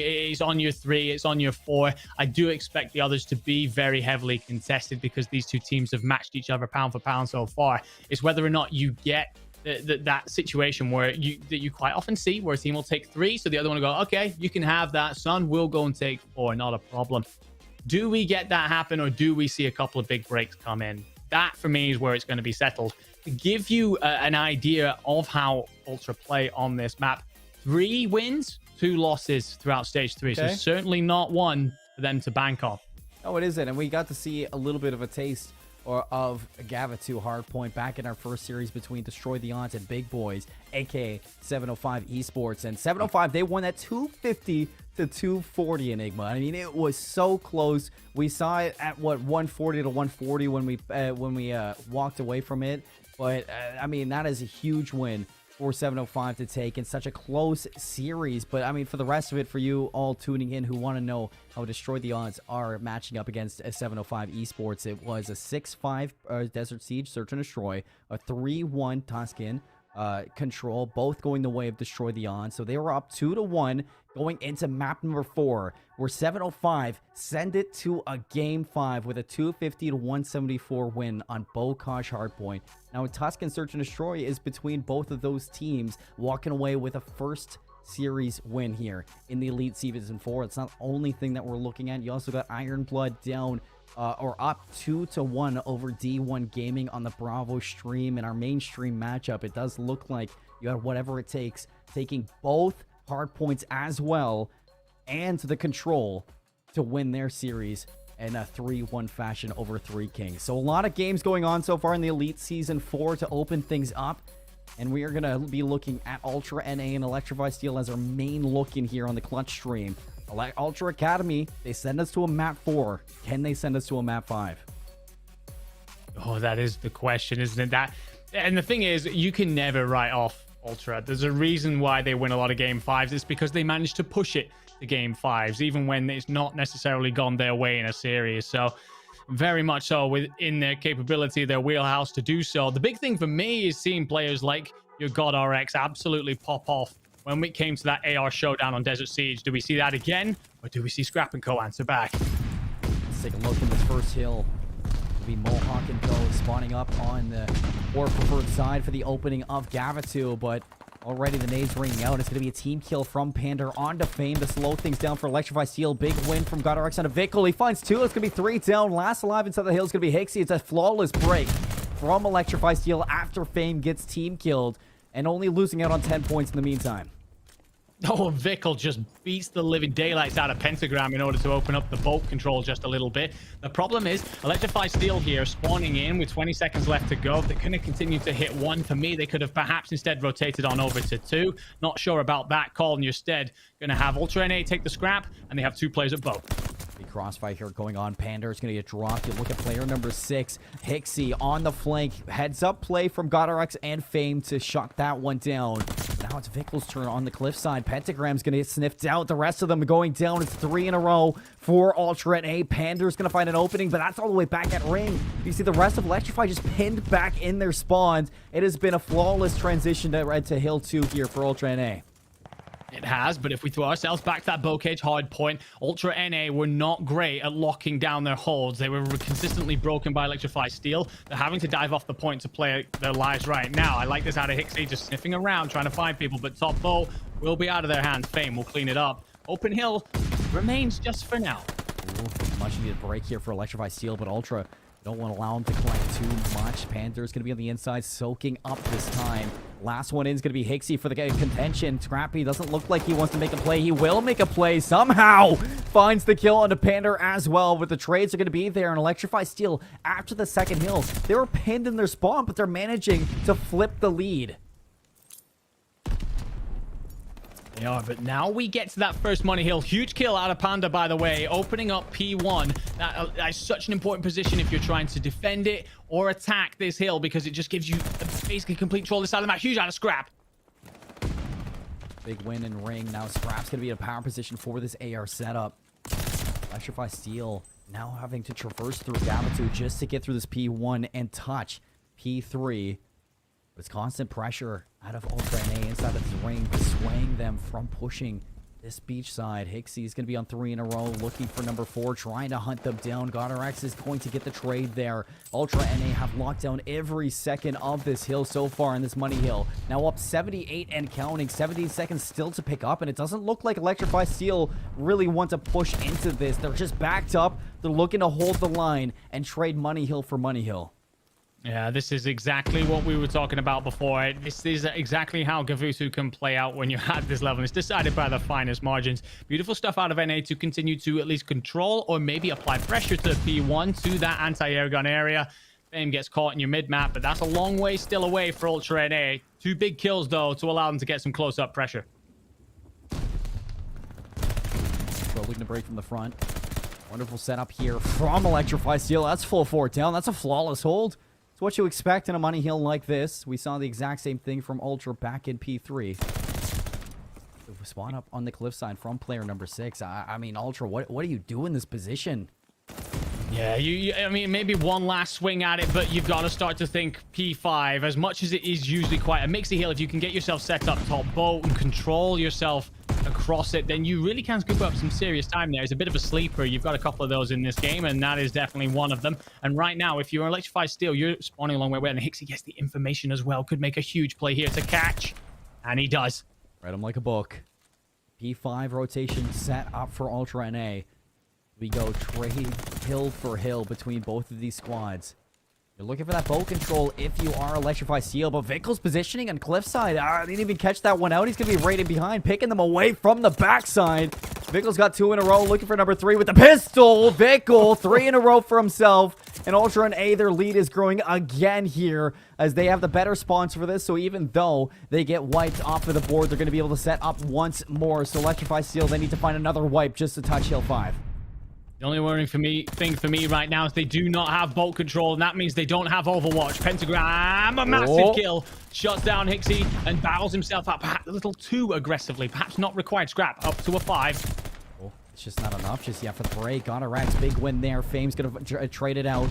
They double down into the hill. They mitigate the amount of points Ultra NA can pick up, and now all eyes on the rotation. It's a 1v1 going to be here from player number 4. Pentagram gets traded out, and Ultra NA, they're going to be there first. And that is bad sign if you're Electrify Steel. Some of their players are really just not getting going yet. Unfortunately, the ARs of Ultra NA are just lighting them up, and Hixie, who's been flexing backwards and forwards between MP40 and Automaton, is pushed out, and he's like a snake in the grass. Oh, man. It's another situation where just how do you break this through your Electrify Steel? All set up here will be the ARs of Ultra NA. Mohawk in the close corner, good for 1. Got RX for the trade. Into the hill he goes, but the SMGs now to take over for Ultra NA. Hixie's going to be on the flank, but it doesn't even matter. 3 down again for Electrify Steel, and this is what we saw back inside the first set of rotations. It's a full wipe from Ultra NA, and immediately they look for the spawn trap. Yeah, the thing is with Electrify as well, they've got to just rotate and set themselves up for this P2. Please, dear God. Pentagram manages to deal with it just about. So this time at least, Electrify Steel with that 2 control. So did they manage to hold it? We didn't find out in the first set of rotations. Did they make the correct adjustment? Did they drag themselves back into this game? Renee looking for the break. Laying off of Vickel's flank there, opening up onto a kill with Godorex. 2 down, make it 3 down, just like that on the flip of a dime. Ultra NA, they pick them apart one by one. Now Vickel looking to spoil the rotations here for Electrify Steel. It's going to be trade onto Godorex. The crossfire from Mohawk, good for a kill onto Fame. The rest of Electrify Steel in a position where you just don't know how to get out of this. You're looking at Pentagram to find the break, but he goes down. Hixie's gonna find another 2 down for Ultra NA. 222. You can't win this here, but you can get close, and you have the rotation of 3rd. Electrify Steel, there is no way out of this hole that you dug. And you got players like Vickel who's just enjoying themselves right now. Up to 19 and 11, hits a 4. You look at the kill column, Hixie's on a 3. Hixie, by the way, has played this flex role phenomenally, bouncing backwards and forwards. Mohawk gets this kill. This is game done. There's no one arriving in red. This is finished, Seymour. We're seeing that game 5. Ultra NA looking ridiculously hot through the back half of this series. Okay, well, I guess that match between Destroy the Odds and 705 Esports is a rare one, where it was neck and neck the whole time. Ultra NA is like, okay, Gavin 2 Hardpoint, this is our map. You look at the way that they play, how comfortable they play for their rotations. It is picture perfect hardpoint, especially on a Gavin 2 where the fundamentals are going to shine so much. They rotate throughout the map. They bend Electrify Steel to their will. And that is a simple map 5 now for Ultra NA. We talked about reverse sweeps. We talked about getting to that map 5. Well, we are here, Enigma. And this is where Ultra NA thrive.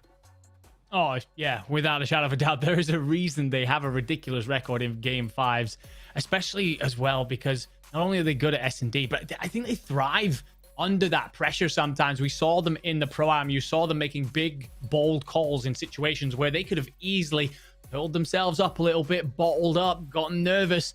Oh, no, they love it. They love to get involved with that stuff.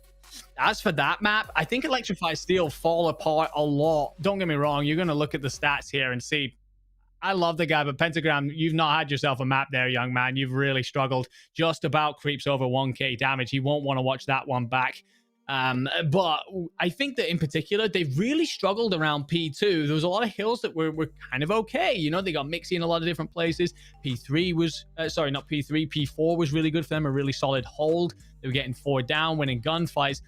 On the first set of rotations for P1, they spawn up with about 15 seconds left of scrap time. For some reason, hit P1 again instead of rotating into P2. When they do then later rotate on into P2, they're broken pretty much immediately. So something about that hill didn't work for them.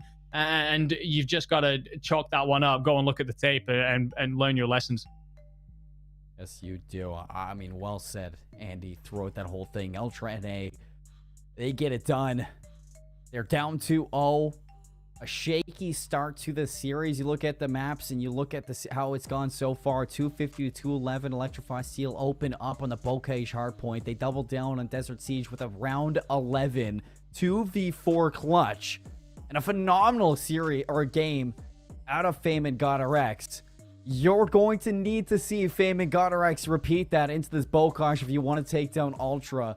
I mean, you also need to start seeing a little bit more out of the other two. I mean, Pentagram and Panther, they haven't had the horrible series on certain maps, but I mean, they just haven't played the same as Fame and GodRx, and you're going to need to see all 4 of those players here on a Bocage Search and Destroy. You are, and it changes up considerably as well. You can no longer command that AR control. Your ARs are just, you can't lean on them as much as you could on Siege in order to take that away. Also, Ultra NA love this map. 4 wins, 1 loss throughout the whole of Stage 3. They're really big fans of this one, only rivaled by their Berlin S&D. So, yeah, there's a lot here. The momentum that's been building as well throughout the back half of this. You talk about players like Vickle and Scrap really starting to heat up. Hixie playing his role absolutely superbly. So, yeah, it looks like it is going a certain way. You all know Call of Duty, right? We do. You know that it can throw a couple of twists into the storyline every now and again.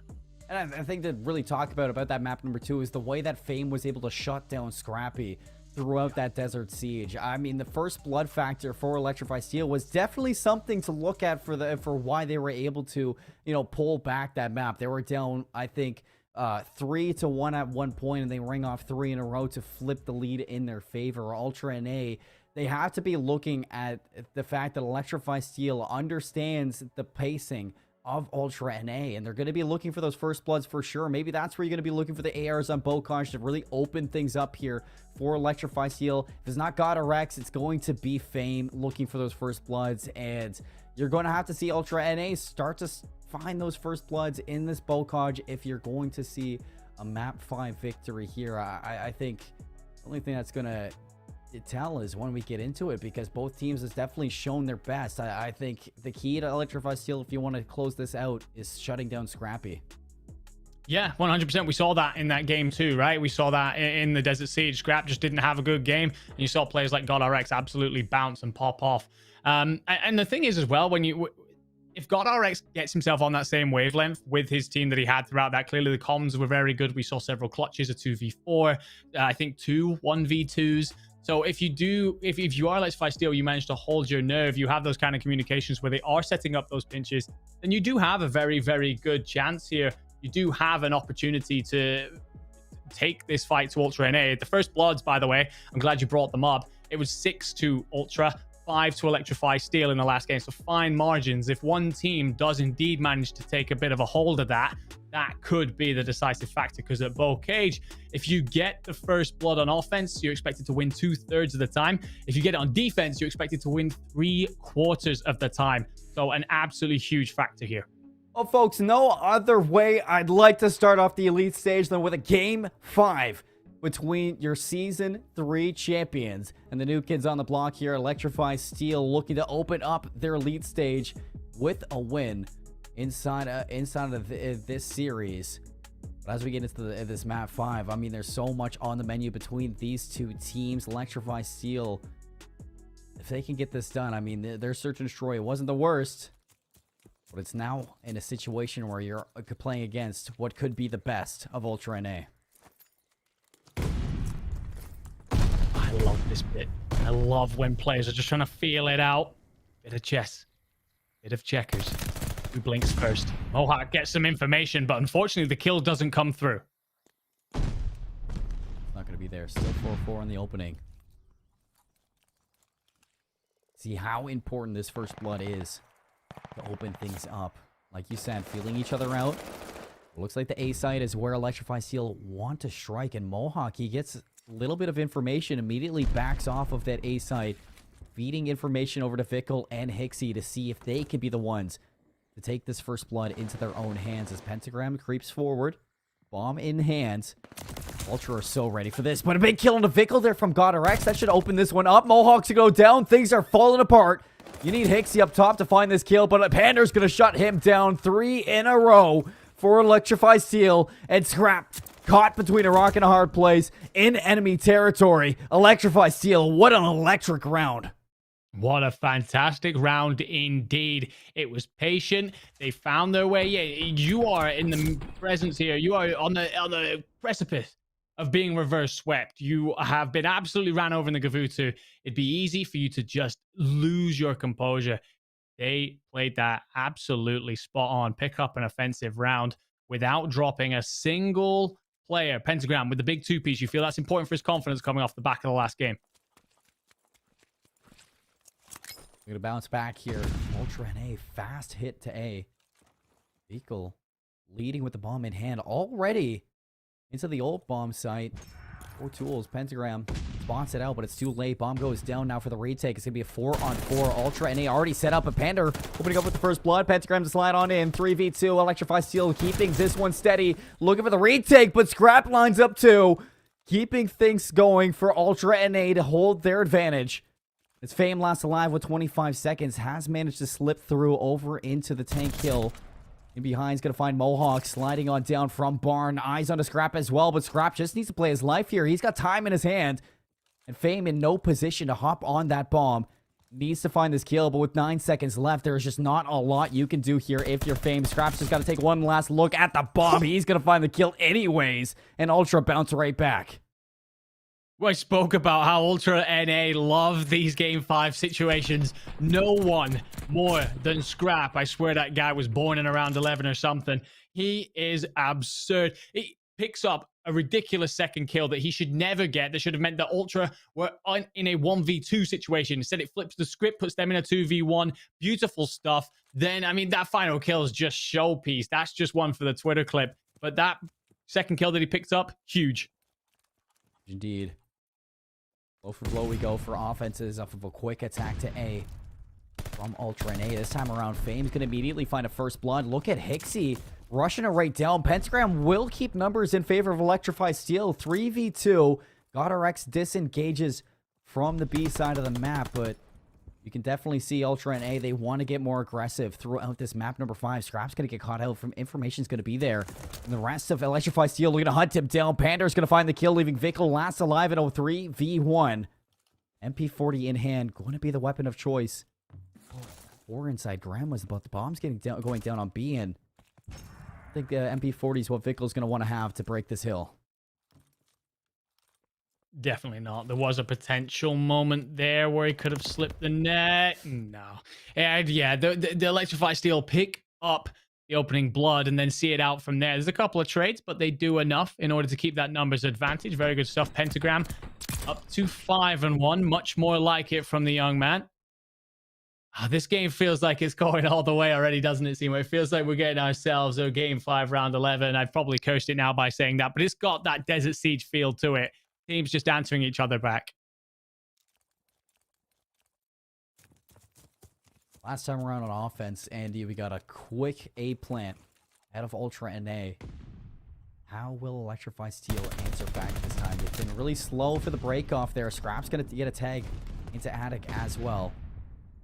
No presence over to B for Ultra NA, so Scrap will be aware with throwing a stun to see if he can get some info, but with no info off of that stun, you can think that Ultra NA will be fighting some presence out of Electrify Steel over towards this A site.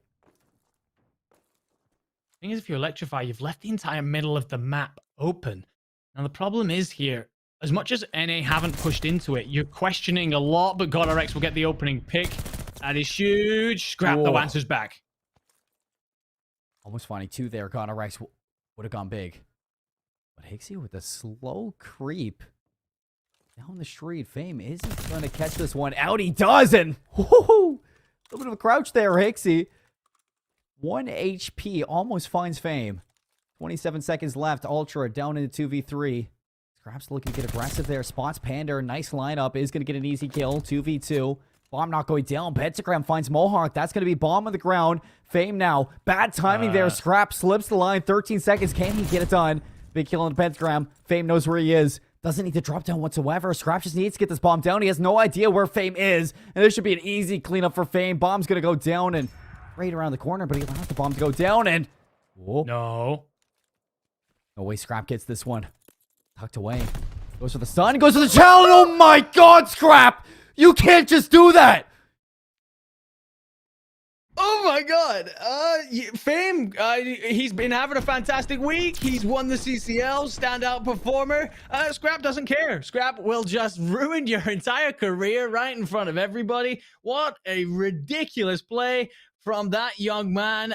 He loves these kind of situations. You put pressure on this guy, he comes out swinging left, right, and rhubarb. Absolutely superb. Onto a 4 as well. Keep an eye on that for potential streaks.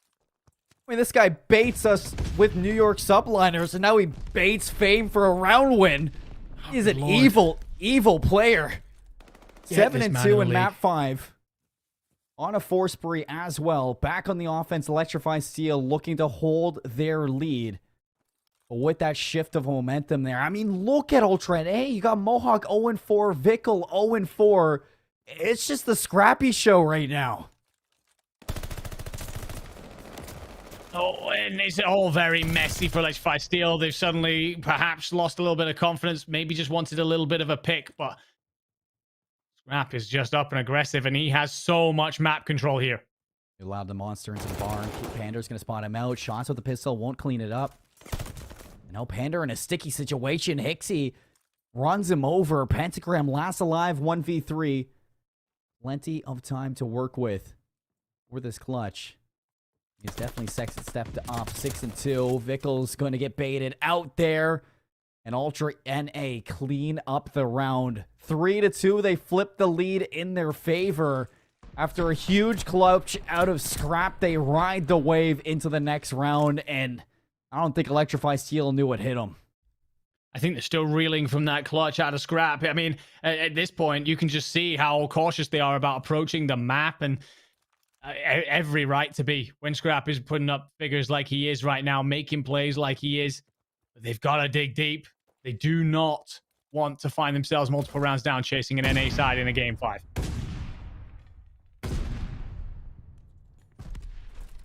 Talked about Vickle and Mohawk. They both stepped up in that last round too. 2 out of Vickle, 1 out of Mohawk. Yes, they've had a slow start, but with an even game, still plenty of time for them to reel things back. Rappy gets information on the 1 for the tanks as well. A lot slower out of Electrify Steel on this defense. Looks like they're trying to funnel in an Ultra NA. They do, but Scrap's going to rip GodRx up the heady. Fame with the trade on a nade. It's going to keep us in a 3v3. 47 seconds left.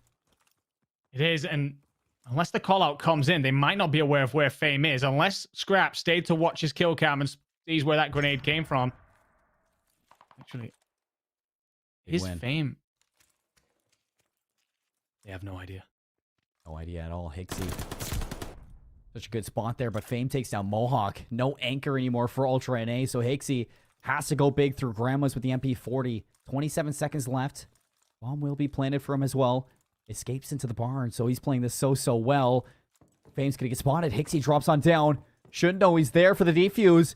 And Hixie's taking the long way around. It might be all over. Does he have eyes on? 12 seconds left. Nobody knows where Hixie is. Nobody's on the defuse. Hixie is playing this so damn well. He finds the kill in the Fame as well, and he's going to clutch this round up.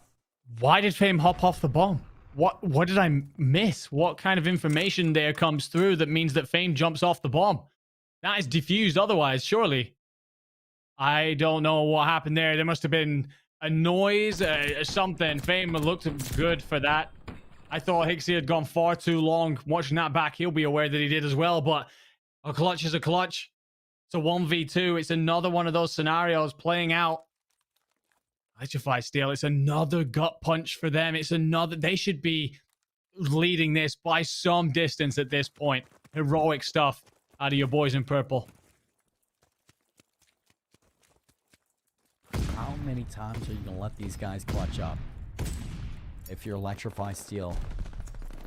Hindsight about hopping that bomb, but now you need to step up to the plate.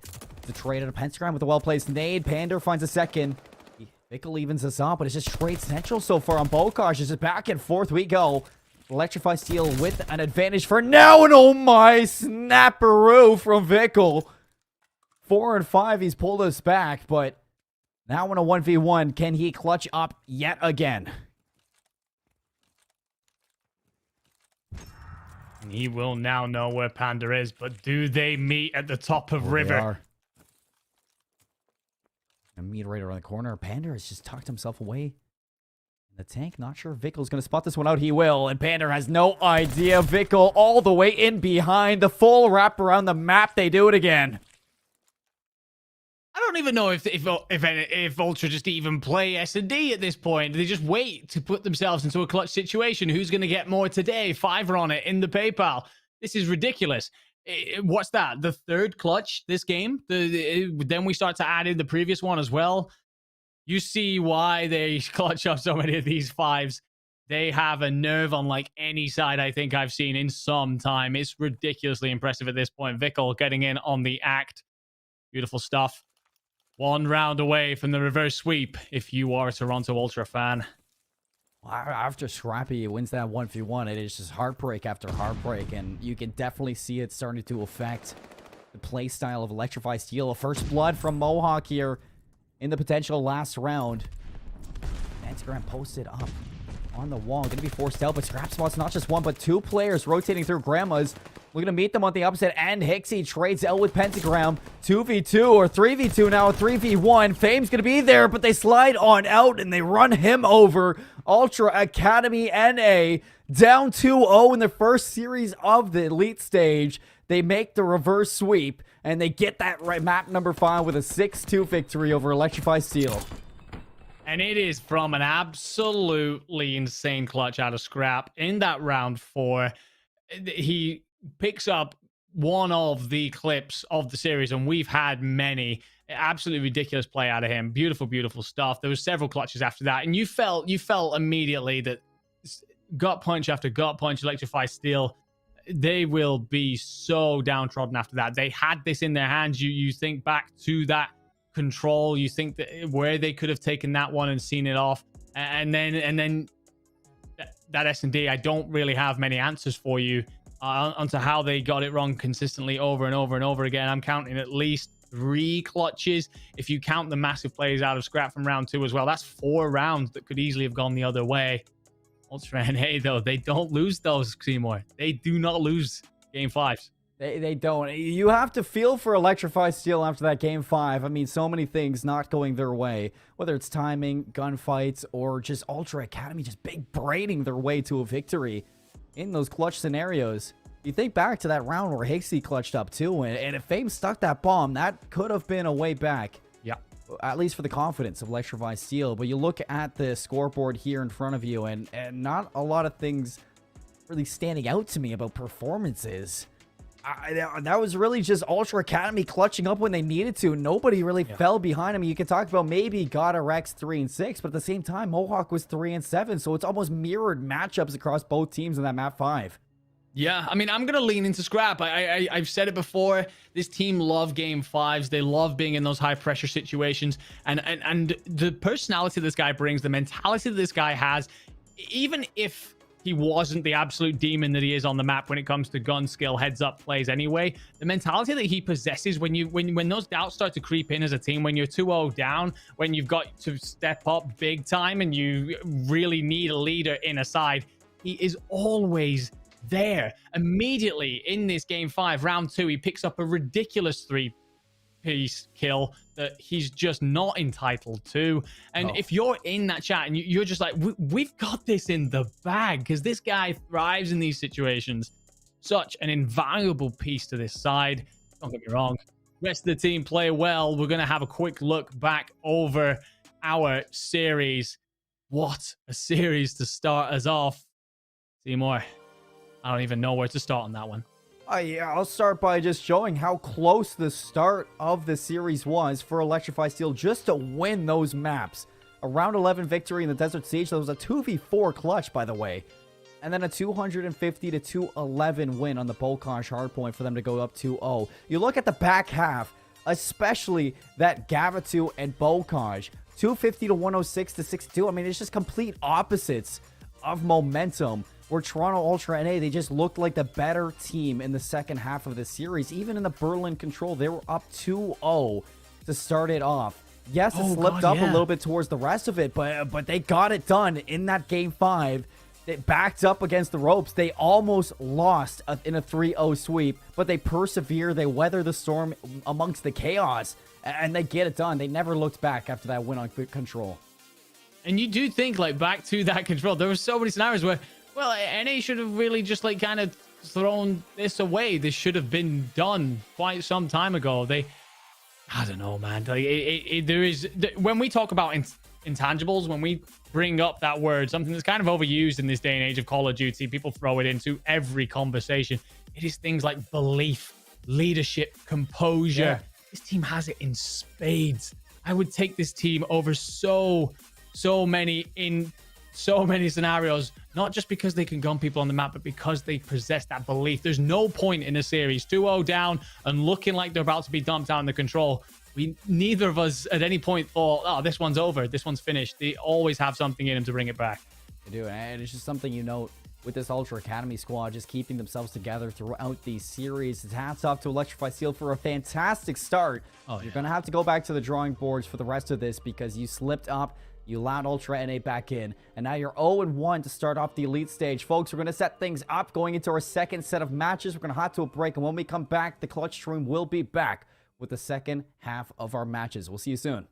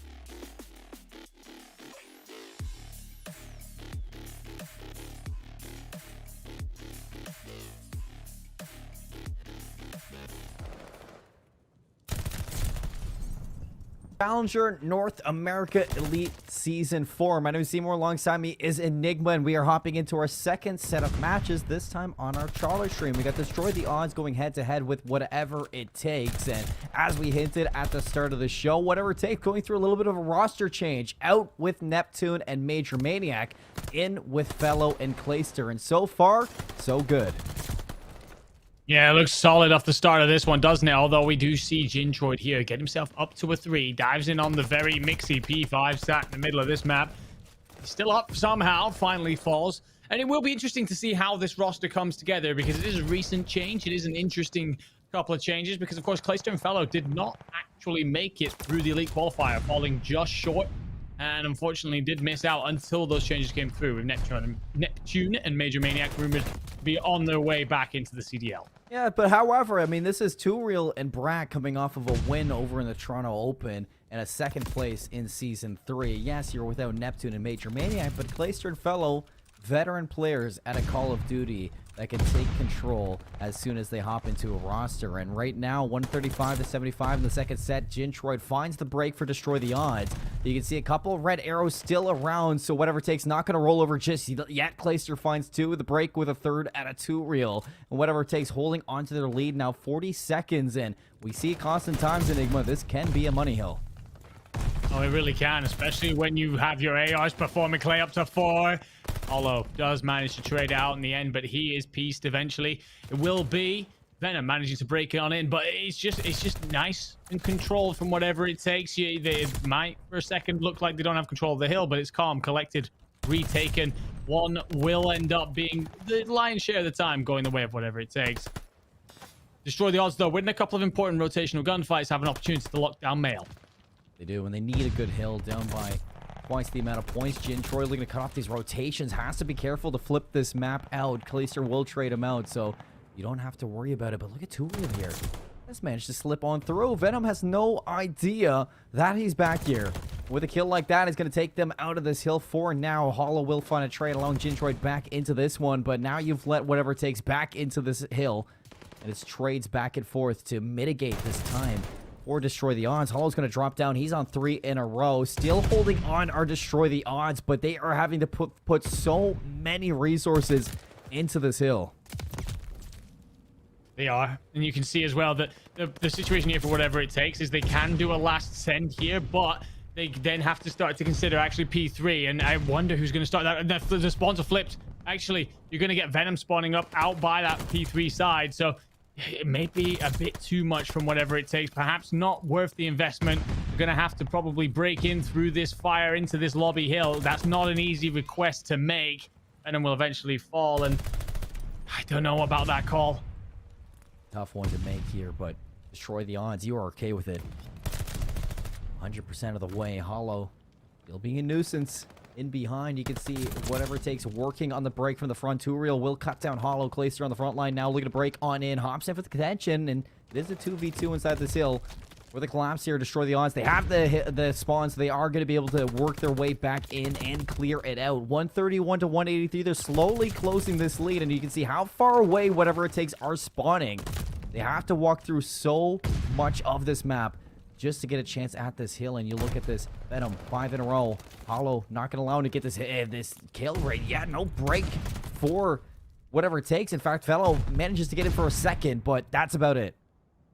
Yeah, it's a couple of small contests, maybe a moment or two of whatever it takes picking up a point, but I think that was indeed a poor call there. They overinvested into 2, hit it too late, and instead gave a money hill essentially to Destroy the Odds, who are now back in touching distance here. Not long ago, there's essentially an 80-point gap between these two teams. As you see, whatever it takes set up for P4, they've got to play very well to extend that lead back out again. They do. Two Real's going to get found. Heads up play from Mock. Mock finds a second one as well. We're going to hold on to this hill or whatever it takes. They have control of the spawns. They have the initial time, and they managed to weather the storm for this break. So Destroy the Odds. It's a good chance there from Mock, but still holding on to this time is Fellow. Now 2:16. You can't win here if for whatever it takes. And Destroy the Odds, they don't want to allow them to get too much. You see them collapse this one. Work hand in hand for the break. Hollow's going to get 3 to break on in. He has some backup as well, so he's not alone in this fight. Whatever it takes with these spawns, they just keep the pressure going, and they're not allowing Destroy the Odds any way back into it. They aren't. And I tell you what, when you've got Fellow, Brack, and Clay rocking your ARs in that hill, it's a difficult one for Destroy the Odds to break. They do a good job for getting to get in for just a moment, but eventually bullied back on out. Whatever it takes, needing just 20 within touching distance of taking this one, but Mop with 2 big kills to halt them in their tracks. Good kill there from Mock. Very mixy hill indeed, and if you're Destroy the Odds, you have to keep whatever it takes away from 20 seconds. Brack through the window, Jintroid shopping. Too real for the trade here. Fellow breaks the hill. And he goes too, but Mock keeping him away. It's 3 down, 4 Destroy the Odds. You're going to need player number 4 to go huge, but Hollow gets shot down by Clayster. Now 15 seconds. Whatever it takes, only moments away from going up in the series and opening it up with a map 1 win on Berlin. Turiel now on 3 in a row, cutting down these forces for the retake. Destroy the Odds going to break for now. Jintroid looking to prolong this map number 1. But look at that. Another 3 go down for whatever it takes. And they're looking to end this here and now, Andy. Hollow's going to stretch this one out even longer. But in they go. And now we're going to be heading to a hill number 1 where whatever it takes are already set up. And they just need 1 second left. So the tick's going to go through. And whatever it takes, 250 to 185 to open up the series.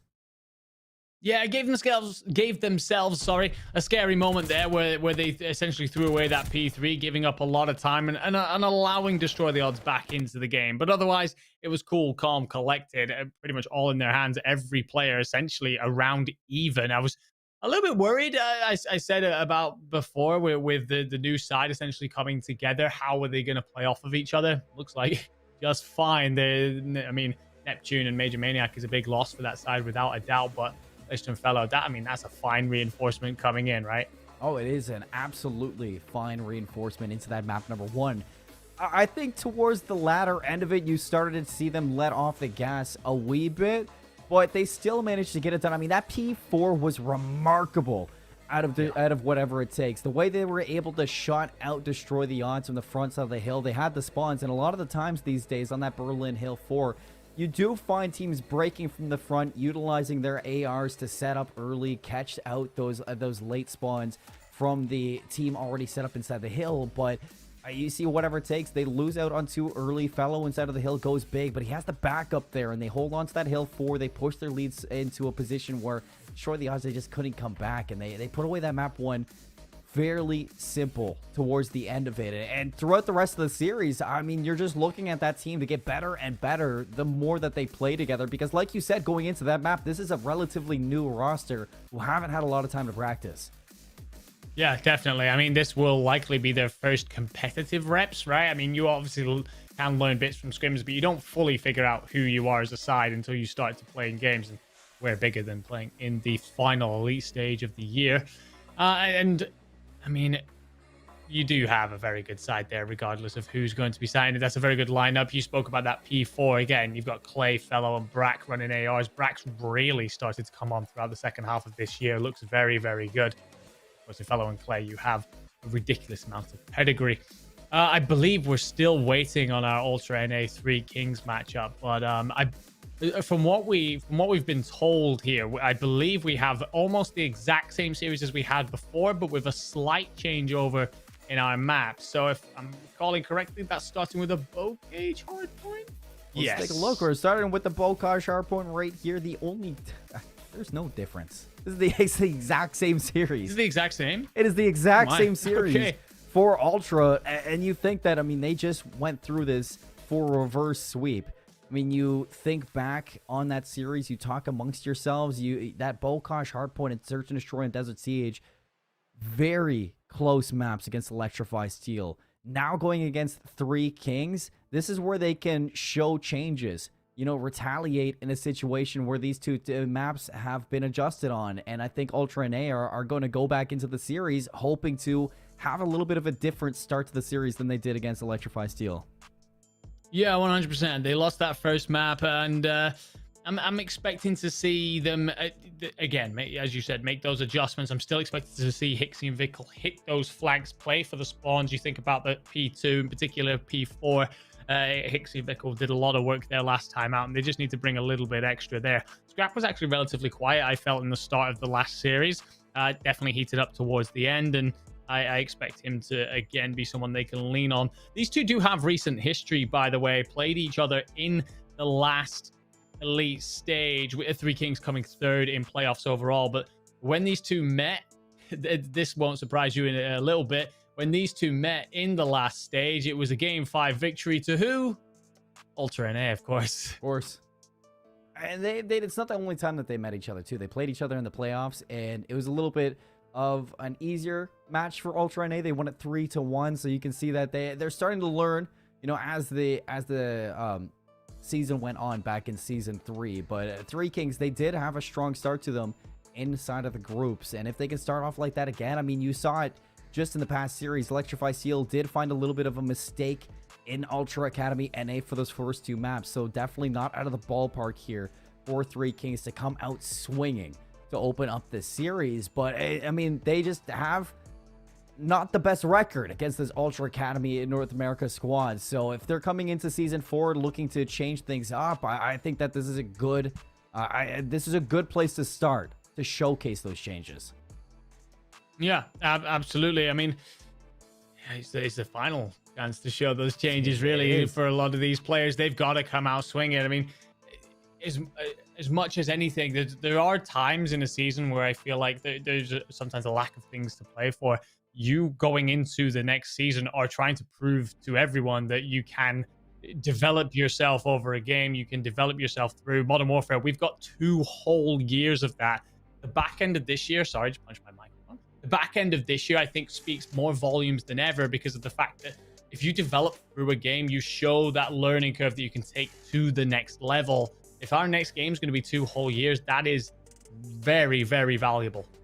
Oh, it is 100%. But Enigma, now that we're looking to get into this Bokosh hardpoint, no, we're going to go back over to whatever it takes and destroy the odds before that. So I guess we'll scrap that. We got Desert Siege still. We're going into map number 2 between this. If you guys just missed it, whatever it takes did win the Berlin hardpoint against Destroy the Odds. So hopping into the second one, you're looking at Destroy the Odds to bring this one back, even up the series. But around 1 goes to whatever it takes. You saw trades over out into the dunes, and last one there gets caught out. I'm pretty sure it was Mock being traded out by Clayster. It is. Clayster finds 2 in the round to close out round 1, and is another good start for whatever it takes, carrying the momentum from the last game.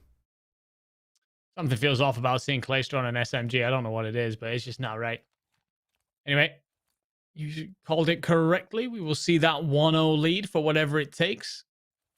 Destroy the odds with an opportunity to answer back. This time they get to dictate where the bomb goes, where the play goes, and it looks like they want to send those nades over train side. We're going to get our fight over here. Belch enjoyed. Big opening. Placer for the trade. 3v3. With that blood, I thought that might be bombed down, but no. Mock's going to be carrying the bomb. Let's go back to the spawn. Look at 2 real here. Somehow slips the line. Venom manages to find the trade, but again and again, you see Destroy the Odds just constantly being pinned back into the spawn. Brack is in a 1v2. Almost catching good timing all the way on the flank, but it's a heads-up raid from Destroy the Odds. I mean, I don't even think they had to leave their spawn. Gintroid was the farthest one pushed up, Andy, and he wasn't even at the A site.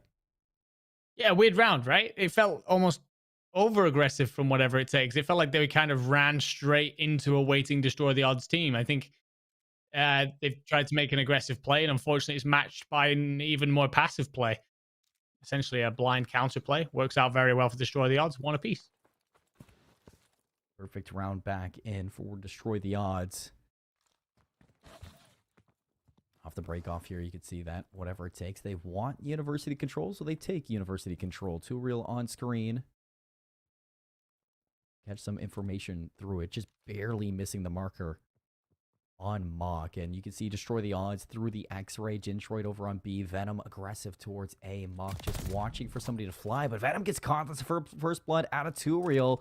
Now is a chance for whatever it takes just to fly on out, see if they can overwhelm with their numbers. The only problem you have here is you have very little lane control if you are whatever it takes. You have so few options in terms of coming out of that palace, apart from give Mock a real scare and a push back with a lot of grenades catching him flush. The real's going to do the check. Might sneak this bomb down. Where's that lane control you said they were lacking? Oh, wait. Clayster loses it out hollow here. drops the bomb as well. So what was a good round or whatever it takes, completely flipped on its head. Fellow going to scrape their way back in. Hollow now leaves Fellow last alive with a kill on the Brack. Manages to catch Mock all the way deep inside their backline, but 12 seconds left. Gintroid already in a position to get this bomb plant killed.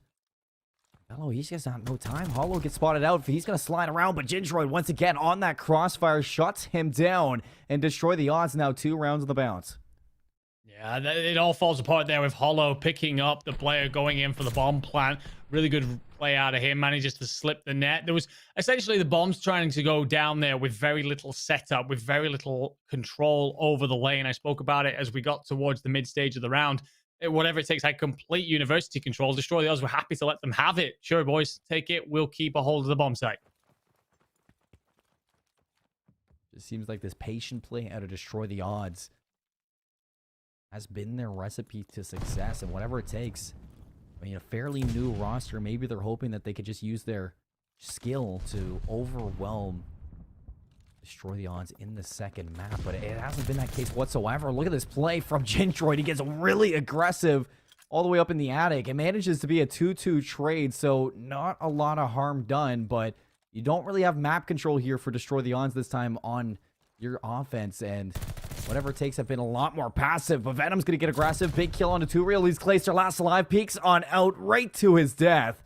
Destroy the odds. Now that's 3 rounds in a row. Gotta be frustrating if you're whatever it takes. It feels like you're the ones playing with all the initiatives. You're the ones making the forward movement. But destroy the odds. Happy to just sit back and walk players onto the end of their weapons. Whatever it takes just have been constantly losing out on their duels. Destroy the odds is so comfortable in their 1v1s, but we're going to keep that in the back of their mind, on the back of our minds, as we hop over to our main matchup for the 8 o'clock matches. It's 3 Kings versus Ultra Academy. Hopping into this map number 1, Andy, we got Bokaj. Talk to me a little bit. Ultra Academy, we saw them in their first series. What do you want to see change on this side? I mean, they got to make sure they get some holds in play. They did some really good stuff when it came to the flanks. They did some really good stuff when it came to spawn control, but their holds were atrocious throughout that first map. That's one way to start the game. Hixie taking a frag grade to face. It does, but it doesn't matter. He just bounces right off of the Terminator so far. Opening up with a big 2-piece. Going to hop right back into this. Start soaking up the clock. On hill number 1. Yuli for the break right off the get-go. 31 seconds for this hill number 1. Looking for the flip over to P2, but Ultra Academy, they actually get flipped out. They get a little bit too aggressive. 3 Kings push the line of scrimmage, and they flip Ultra back grandmas. They do, but there's a lot of pressure here coming down tank side. They're going to prioritize the rotation. 2 kills go the way, though, of your 3 Kings. Vickle, however, manages to get the spawns in for P2. They've played that one correctly. Now, can they get themselves set up and make that hold that I asked for? Mohawk picks up a big 3-piece, and that will spawn 3 Kings a very, very long distance away. It is. I mean, it's a phenomenal break back in for Ultra and A. And look at Mohawk with the SMG in hand. Not something you see every day, and it's going to get cut down by Yuli right off the bat. But this pressure from Ultra hasn't allowed 3 Kings to step anywhere close to this hill. Finally, a chance for the break here for 3 Kings. Going to be 3 down. Vickle looking to stay alive. He's found 2. He's found 3. Vickle standing on his head over at P2, doing it all for his team to hold this lead. Now 37 and counting. You still have 30 seconds onto the hill, and 3 Kings, realistically, this is their last chance to even try to break. And you already have Hixie looking to flip the spawns once more. Mr. Do-It-All Vickle, he hits the rotation early, gets his side in, and picks up a massive 3-piece. Because the fact 3 Kings took more out of P1, despite P2 being a relatively poor hill for them, they will be very slightly in the lead as we move towards Grandma's Kaiser here, being a problem for NA, and he is really, really stopping this defensive setup coming into play. Vickle got the information, just wasn't able to find the kill. Finally, Hixie trades it out. 3 down here. 4-3 Kings. Hixie's going to try to hop in there. Back in the wall. Yuli keeps Ultra off of the hill for now. Scrap lining them up one by one. Oh my word. Yuli's got to go big here now. Managed to find one. Mind a second. 3 down for Ultra and 3 Kings find their way in. It's a full 4 down. A chance here for 3 Kings to pin Ultra in the back. They flip the lead in their favor. 30 seconds to try and hold on. Yeah, potentially scary here for Ultra. If you do get caught in that back hedgerow area, it can be a very frustrating blender situation for you. And Ultra NA actually here struggling when it comes to the gunfights. Mohawk down 5 and 11. Three Kings happy to take this pace and up it just that little bit.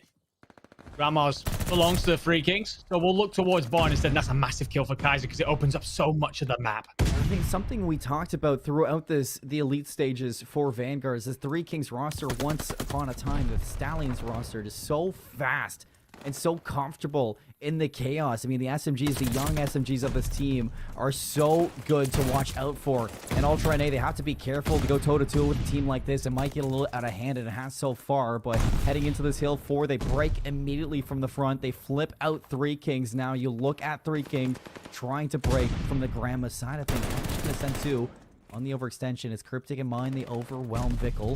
3v4 on the inside. A big nade from Hixie. Oh, it was a big nade. It's going to take down Mohawk. Still turning up on the inside of this hill. Can't find a third. It's going to be Vickle for the trade.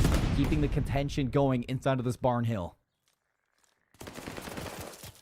Vickle here just sniffing around, and his teammate will get the kill. Now, can they push out? Can they move themselves across the map? Because you got to start thinking about River, and you've already got a player waiting there that will be Kaiser, a guy who has shown some really heads-up play already in this map. Is he making a couple more here by getting his team in? The problem is there's a gap at Water Wheel, and that's a lot of Ultra players slipping through it. There is, but the spawn up for Three Kings. There's a chance to get by this. Scrap says no. Lines up 2 in the back. Yuli caught in the middle of everything. Hixie's going to finally put a nail in that kill. Cryptic last alive at the back. Has to go big, but Vickle will shut him down. The break from Ultra on the flip. They get another 3 down here. It's a chance for Vickle to just hop in this hill, continue to soak up this time, up 91 to 84, a considerably close Bocage, and a chance here for Ultra to push their lead.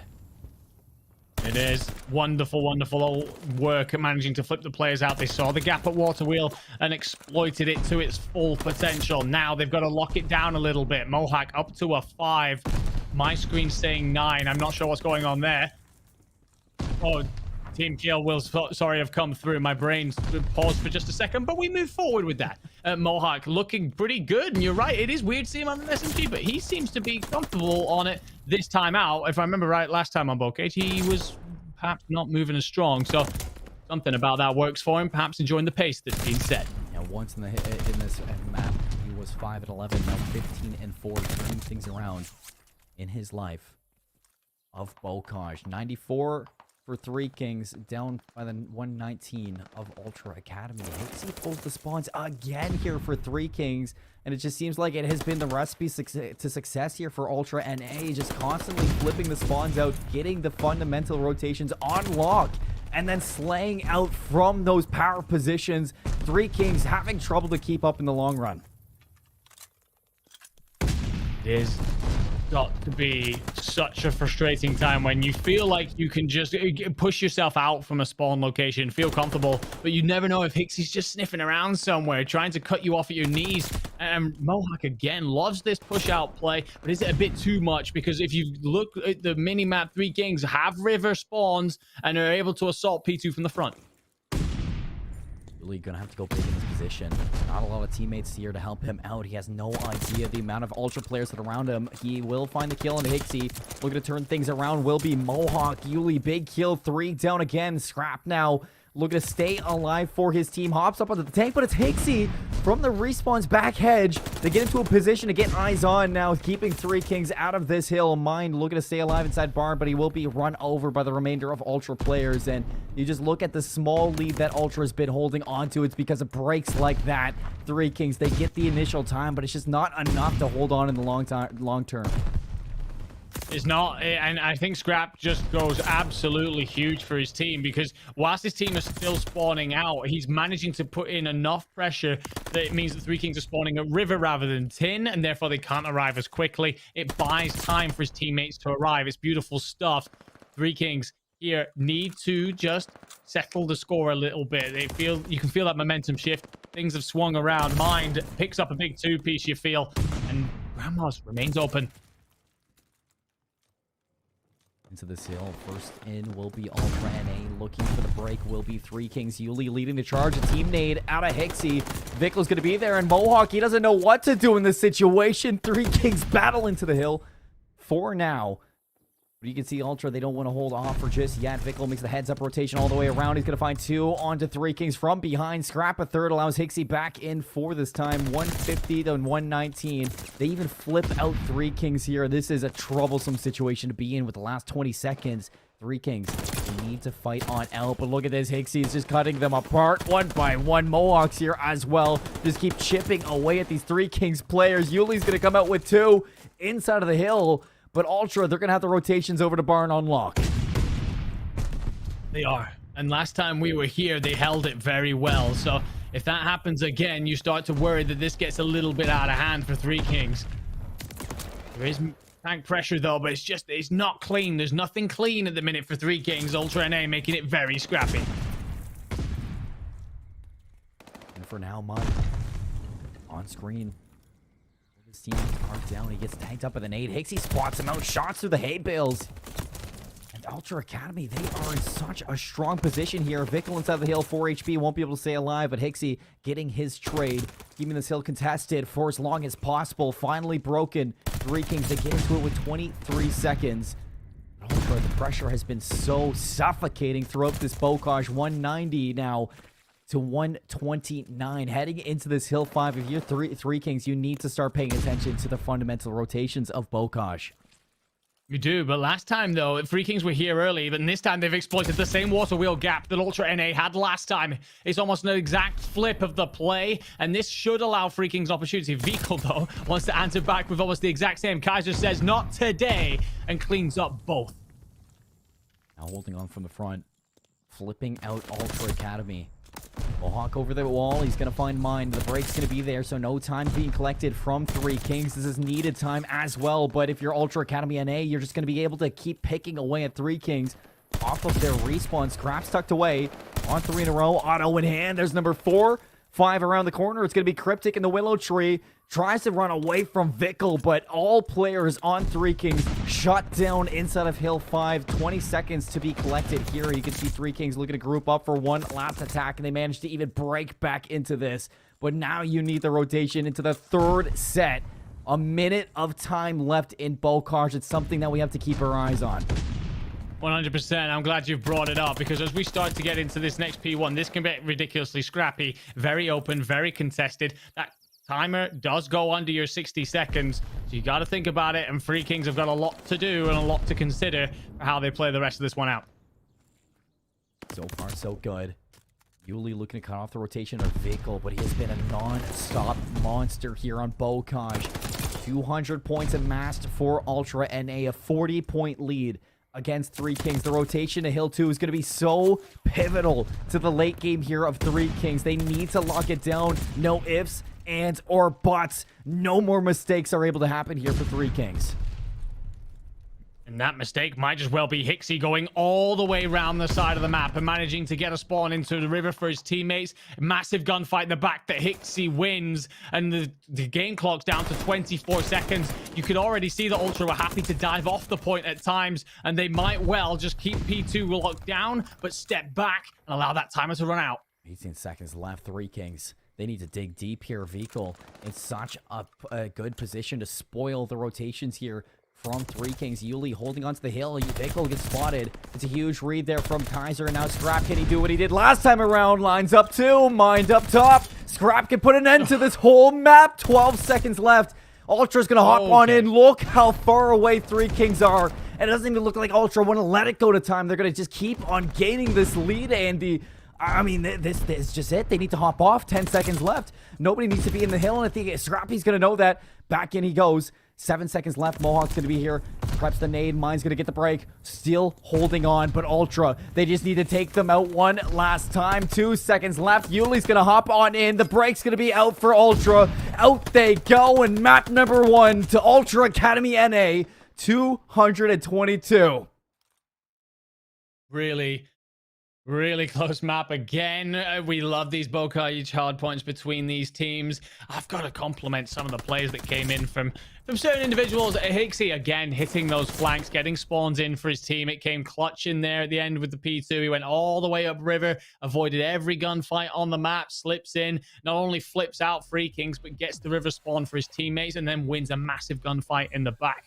I really love that little water wheel battle that we got going into the Grandma's Hill, where the first set of rotations, it was Ultra NA that hit it, sent everyone through there, picked up a big two-piece, did scrap, and opened up things to flip it out. Three Kings, you can do it, son. So can we. Kaiser this time going in round the back with his team, picks up the same water wheel cut through. It was lovely to see those kind of adjustments being made. Really, really good match for us. It was, and I think a big adjustment going into this second Bokash hardpoint we've seen out of Ultra Academy NA, the submachine gun in Mohawk's hand. I mean, considerably the pacing of Ultra Academy against Three Kings with Mohawk on that sub, it was a lot faster. You saw Hixie and Vickle were allowed to make those flank plays again and again because of it, and it's just a different change from the first time we saw them against Electrify Steel to now against Three Kings, and it pays out in dividends. With a map 1 win, didn't even go to time, or it didn't even go to the objective. It was down to time at the end of it because of just how much pressure Ultra were putting on time and time again, whether it was breaking the hill from the front, holding it on for the rotations, or just keeping Three Kings in when they do find that break eventually. Yeah, and you're right to bring it up. We will get to have a quick look at our stats here. Scrap with a 45. My God, this guy's talented. Drops 5.5k damage. No one else even gets a whiff of that. He started to heat up throughout the second half of the previous series, and he has no intention of slowing down. 34 non-traded kills. That is more kills than... that is more non-traded kills than anyone has in the lobby otherwise. That is insane. That's ridiculous. That is a statistic. But one of the things as well, you mentioned about Mohawk moving on to that sub, right? We spoke before about how in the last stage, Ultra hadn't played Bocage Hardpoint. They didn't want to touch it. They didn't want to go anywhere near it. They've played it twice today. Once with Mohawk not on a sub. He was mostly running AR. Then switched it over. Again, I'm a big fan of teams using this time period, this group period, to figure out maps and expand their map pool, pull their weaknesses into, if not strengths, at least places where they can contest. This time they come out on top. Those adjustments being made, sign of a very, very good side. I'm just convinced that this is Scrappy's world and we're all living in it right now. Vanguard is his game. I mean, he has had a fantastic breakout year and he just gets better and better. The more I see him. Desert Siege, Search and Destroy coming up next, and we can reference it back to the first series that we had, and it's just another situation where we talk about the first bloods. We talked about it in the Bocage map 5 in our first series against Electrify Steel, and we could talk about it when we're seeing Desert Siege once again. I think that it was something to hint at that Ultra Academy NA, they weren't falling behind, but you started to see a lot of the battles for First Bloods towards the second half of the Search and Destroy start falling to their opponent, and in this time around when they could switch it up and change it up, I think that that's something that you're going to be looking at if you're Ultra Academy NA. We just saw it destroy the odds, play a slow pacing against whatever it takes, and it played out fantastic. They do it again here against Three Kings. You might be able to catch some of that aggression off by a guard. Yeah, and I think it's, if you're Three Kings, you're looking to shut down Scrap again, because that's what paid off so well for I forget the team's name that we just covered over, but the team that beat them in the previous go. However, what I will say is obviously Ultra NA were up 4v2 in around 11 and managed to throw it away. You don't expect that to happen very often. And they do love S&D. It is their strong suit. It is where they are best fit. So a lot here for Three Kings to kind of figure out. Not that that means that they can't, of course. But when we think about the history between these sides, the S&Ds have largely gone towards Ultra. So can Three Kings use that past history that they've got against this team and make the correct adjustment? Well, right away, you see Scrappy. First blood of the Kaiser. Continuing his success from map number 1. And look at Mohawk's going to find a second one, but the answer back from Three Kings. One by one, they get a flawless 4 down from the two of them. And then, well, that's a crazy round number 1 out of Mines. 3 kills for himself. He just barrels it right into University. And everybody on Ultra NA, I think they were just looking the wrong way. Well, yeah, the last time we covered over this, which was, what, an hour ago? It was all about AR control. Mine just throws on a sub, sprints into the bottom of University, and gets quite a few kills. What a round start from him. 1-0, wait to set a statement and try and get rid of those fears from the previous game. On the get-go. See if Ultra Academy can bounce back immediately. Aggression had a Yuli in mind. Towards the B site. No information on players, but Ultra Academy NA, one wrong step. Three Kings can find that first blood. Same thing with Kaiser over towards A. I mean, a lot of these players on Three Kings, they're in such aggressive angles. Ultra, will they be able to read this? Yuli should get a lot of information, but a big blast of Waiting comes in apparently, and Yuli's shaky. A little bit nervous. Oh, first blood. Yuli slides out. There's the trade. 3v3, bomb down at A. Mine needs to stay alive here. Wait for his teammates to rotate around, but you can see a player of Ultra NA. He's going to be in top University. Vickle with the nade. He's going to fly on out. Scrappy is second. Now last alive is going to be Cryptic. They know exactly where he is, and Scrappy's going to trade this one out for Ultra to bounce back into the search. Early bomb down. First blood gained. A lot of the checkboxes there that are just going to result in a successful round. Both offensive sides winning this one out. And the defense step up and do something here. I mean, first bloods, we know how important those are coming into Siege. Offensively, you're expected to win 70% of the time. Defensively, 77%. We're sticking to that rule so far. Who opens up this one? Crap. Wow. Beamers from this spawn. Walks away with 47 HP too. I mean, he got that kill and he ran with it. The rest of the Three Kings looking for the trade, but Scraps made the full rotation around. Mohawk going to pick off mine. Yuli trapped in the situation. Both players know, but Kaiser gives him an escape. And Mohawk now, he needs to turn up for his team. He's going to get raided behind. Nobody knows where Mohawk is, and Scrap runs over the second. So Ultra, they continue their momentum into the next. And that almost got thrown out of hands with a kill there from Kaiser. It allows Yuli out of that position, but luckily for Scrap, Mohawk was there. I mean, I got to give it to Three Kings. They decided that they wanted Scrap out of that corner, and they threw everything at it. Unfortunately, it doesn't end up coming through. Scrap plays his life well enough. The support comes in. I thought Kaiser just unlocked the box there for a second with that pick onto Hixie, I believe it was. But no, teammates come in, traded out Scrap up to 4.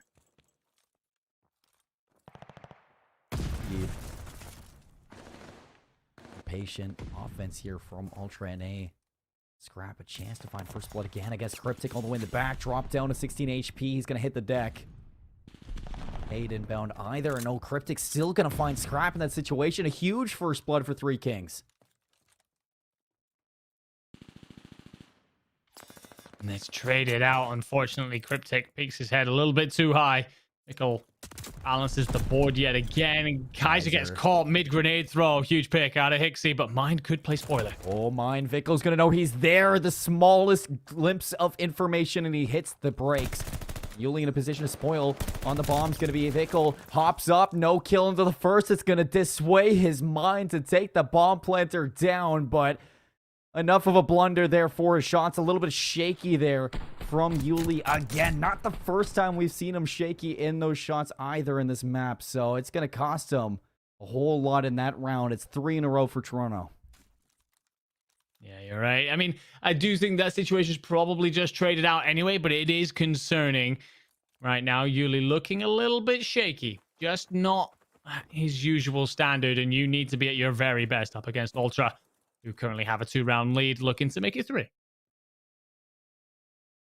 Three Kings, they need an answer back from that round 1 victory. This 1v1 battle between Scrap and Cryptic has been so influential on the pacings for the rest of the teams. Vickle going to hold his own inside University. Peeks out the window. No information given, but oh, he's going to go for this one. Yuli doesn't spot him out. Vickle's going to go for the shots. He's got backup there. Mohawk and Hixie is covering over him. Cryptic's going to go down. Mind last alive. Plays his cards right. Will find a kill into Vickle, turning this into a 1v3, but can he make this any farther into his favor? And he won't. He's going to walk right out into Scrap. 4 in a row for Ultra Academy NA as they're starting to get the ball rolling here on Desert Siege. Simple maths game, Seymour. Currently 4-1 to Toronto Ultra. First blood department, Three Kings have 1. Toronto Ultra have 4. It's a very simple game when you can play Search and Destroy in the correct way. What do you change here if you're three kings? I mean, the first bloods Gotta get those picks. that you get onto Scrap, it's just not enough even. You have to watch for the rest of them. As soon as Scrap goes down, it's Vickle and Hixie to fly. And whether it's Scrap or it's Vickle, it's been one of them to pull this back. It's an aggressive play out of mine for a first blood onto Vickle. That's bomb down, recovered by Mohawk.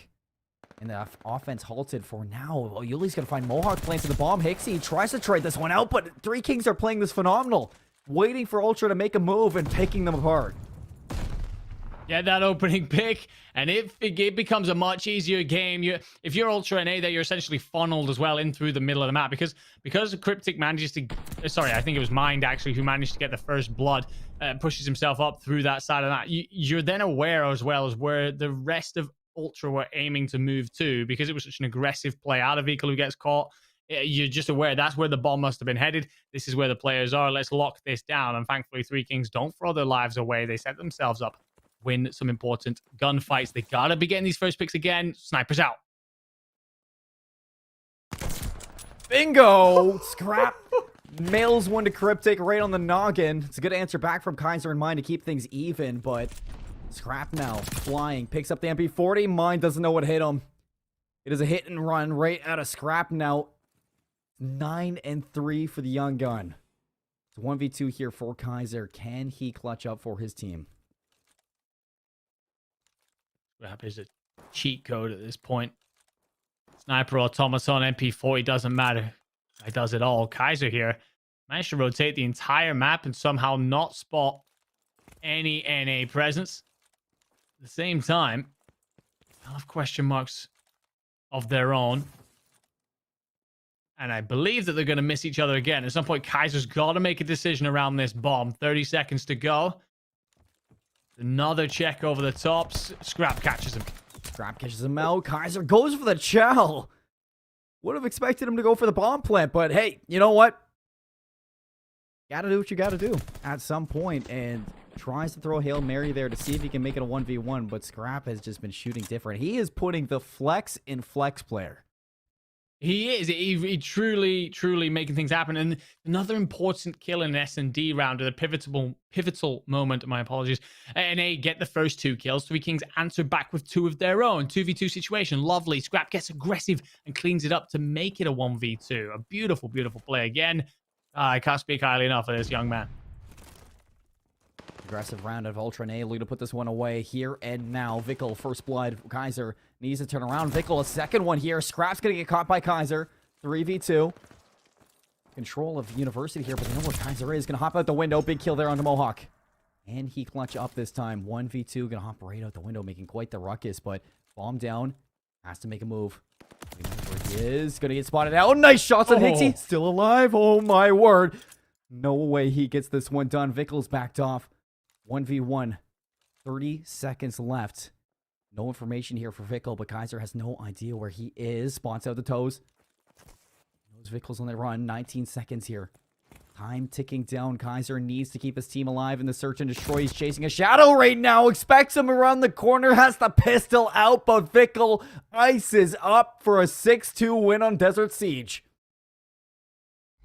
I brought it up before, Seymour. It's a very simple maths equation. You have 6 first bloods, your opponent has 2. You win by 6 rounds to 2.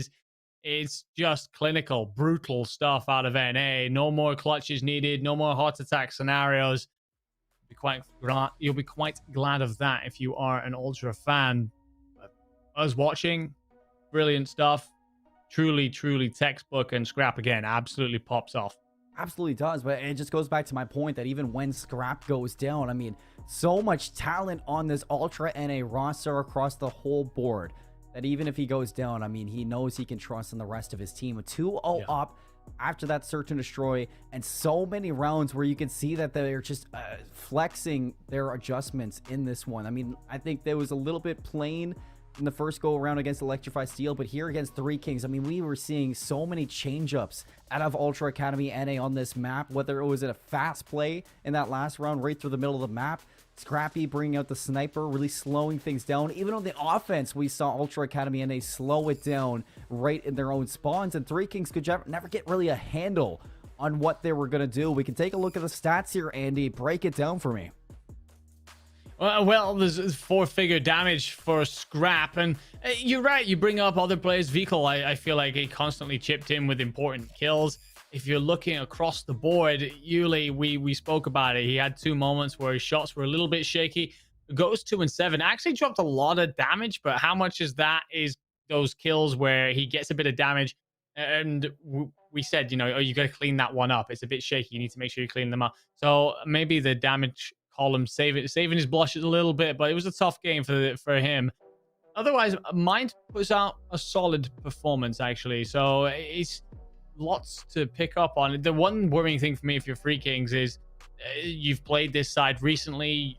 Can you make the adjustments to take them on and make it a close contest? The answer so far, not at all. Well, they've made the adjustments for Ultra Academy NA, at least, in the first go-around. I mean, these 2 maps, they were down 0-2. You run it back, and they've completely flipped the script going into their second match here of Season 4. We can take a look at the rest of the maps as well, and it might say Gavatu for the control. No, it is Gavatu for the control. I know it was different earlier on, but we've updated the map screen. So we got a Gavatu control coming up next.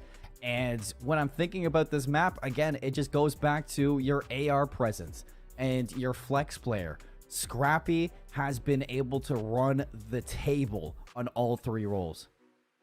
Yes, he's insane. I mean, I think Hixie as well. He played a lot of flex when they did the Gav hard point in the last series. He was very comfortable picking and choosing where he wanted to be and on what weapon. Seemed to time it very well. Have that sixth sense and understanding that a really solid flex player needs to have.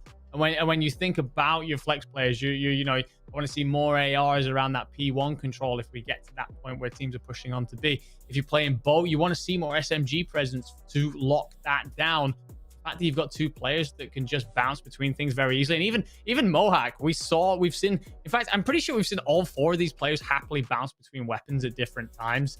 That's like invaluable to a side that is happy to make those adjustments and changes and offset their opponent.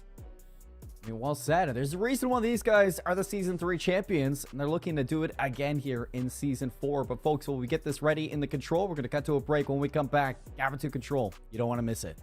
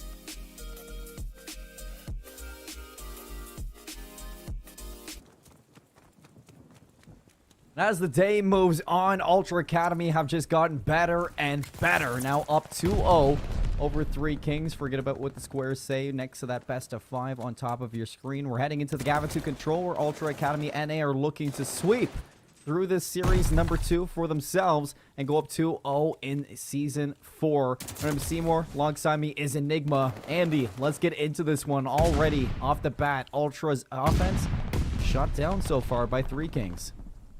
Yeah, the first wave's repelled, but if you're Three Kings, you got to be concerned about the fact that you have 0 P1 presence control or even information. Scrap here is actually almost caught in a situation where he's not sure if no one spotted him, therefore he can push through. His 2 kills answered back, and will just for a moment pause the Three Kings' defensive progress that they've been making.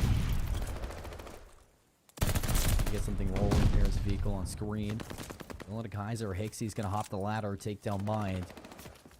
Now a chance for the break here. 3 down for Ultra. Vehicle's going to hop into this A zone. Stop the clock at 30 seconds. It's a rogue nade from Cryptic to possibly get the ball rolling. But keep your eyes on Kaiser on that minimap.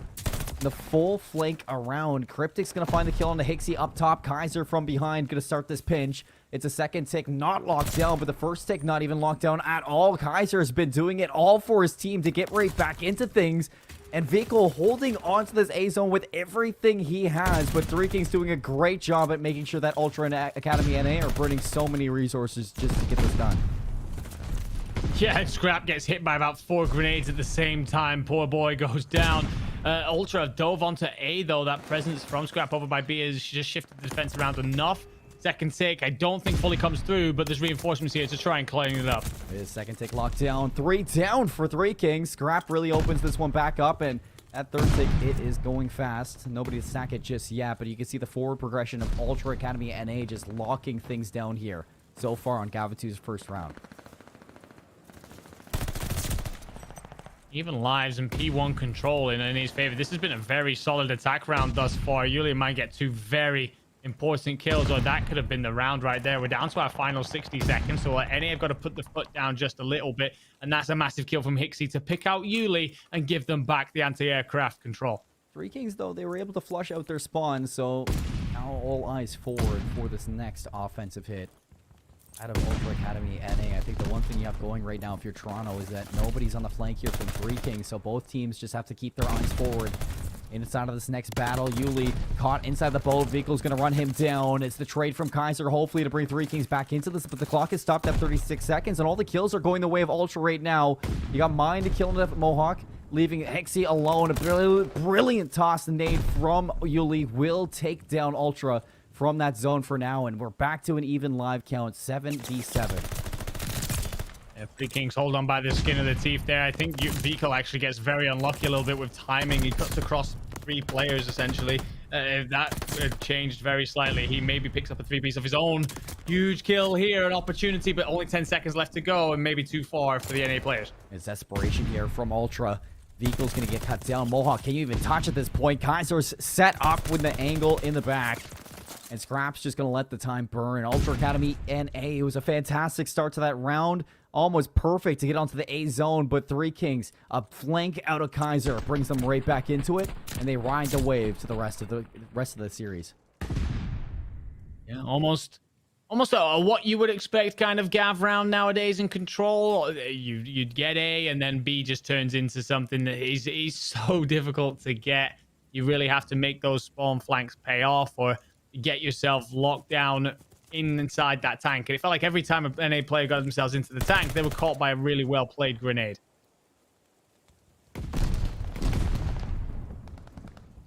He's going to open up for the first blood, second out of Yuli. Mohawk holding control of the screen, but look at player number 7.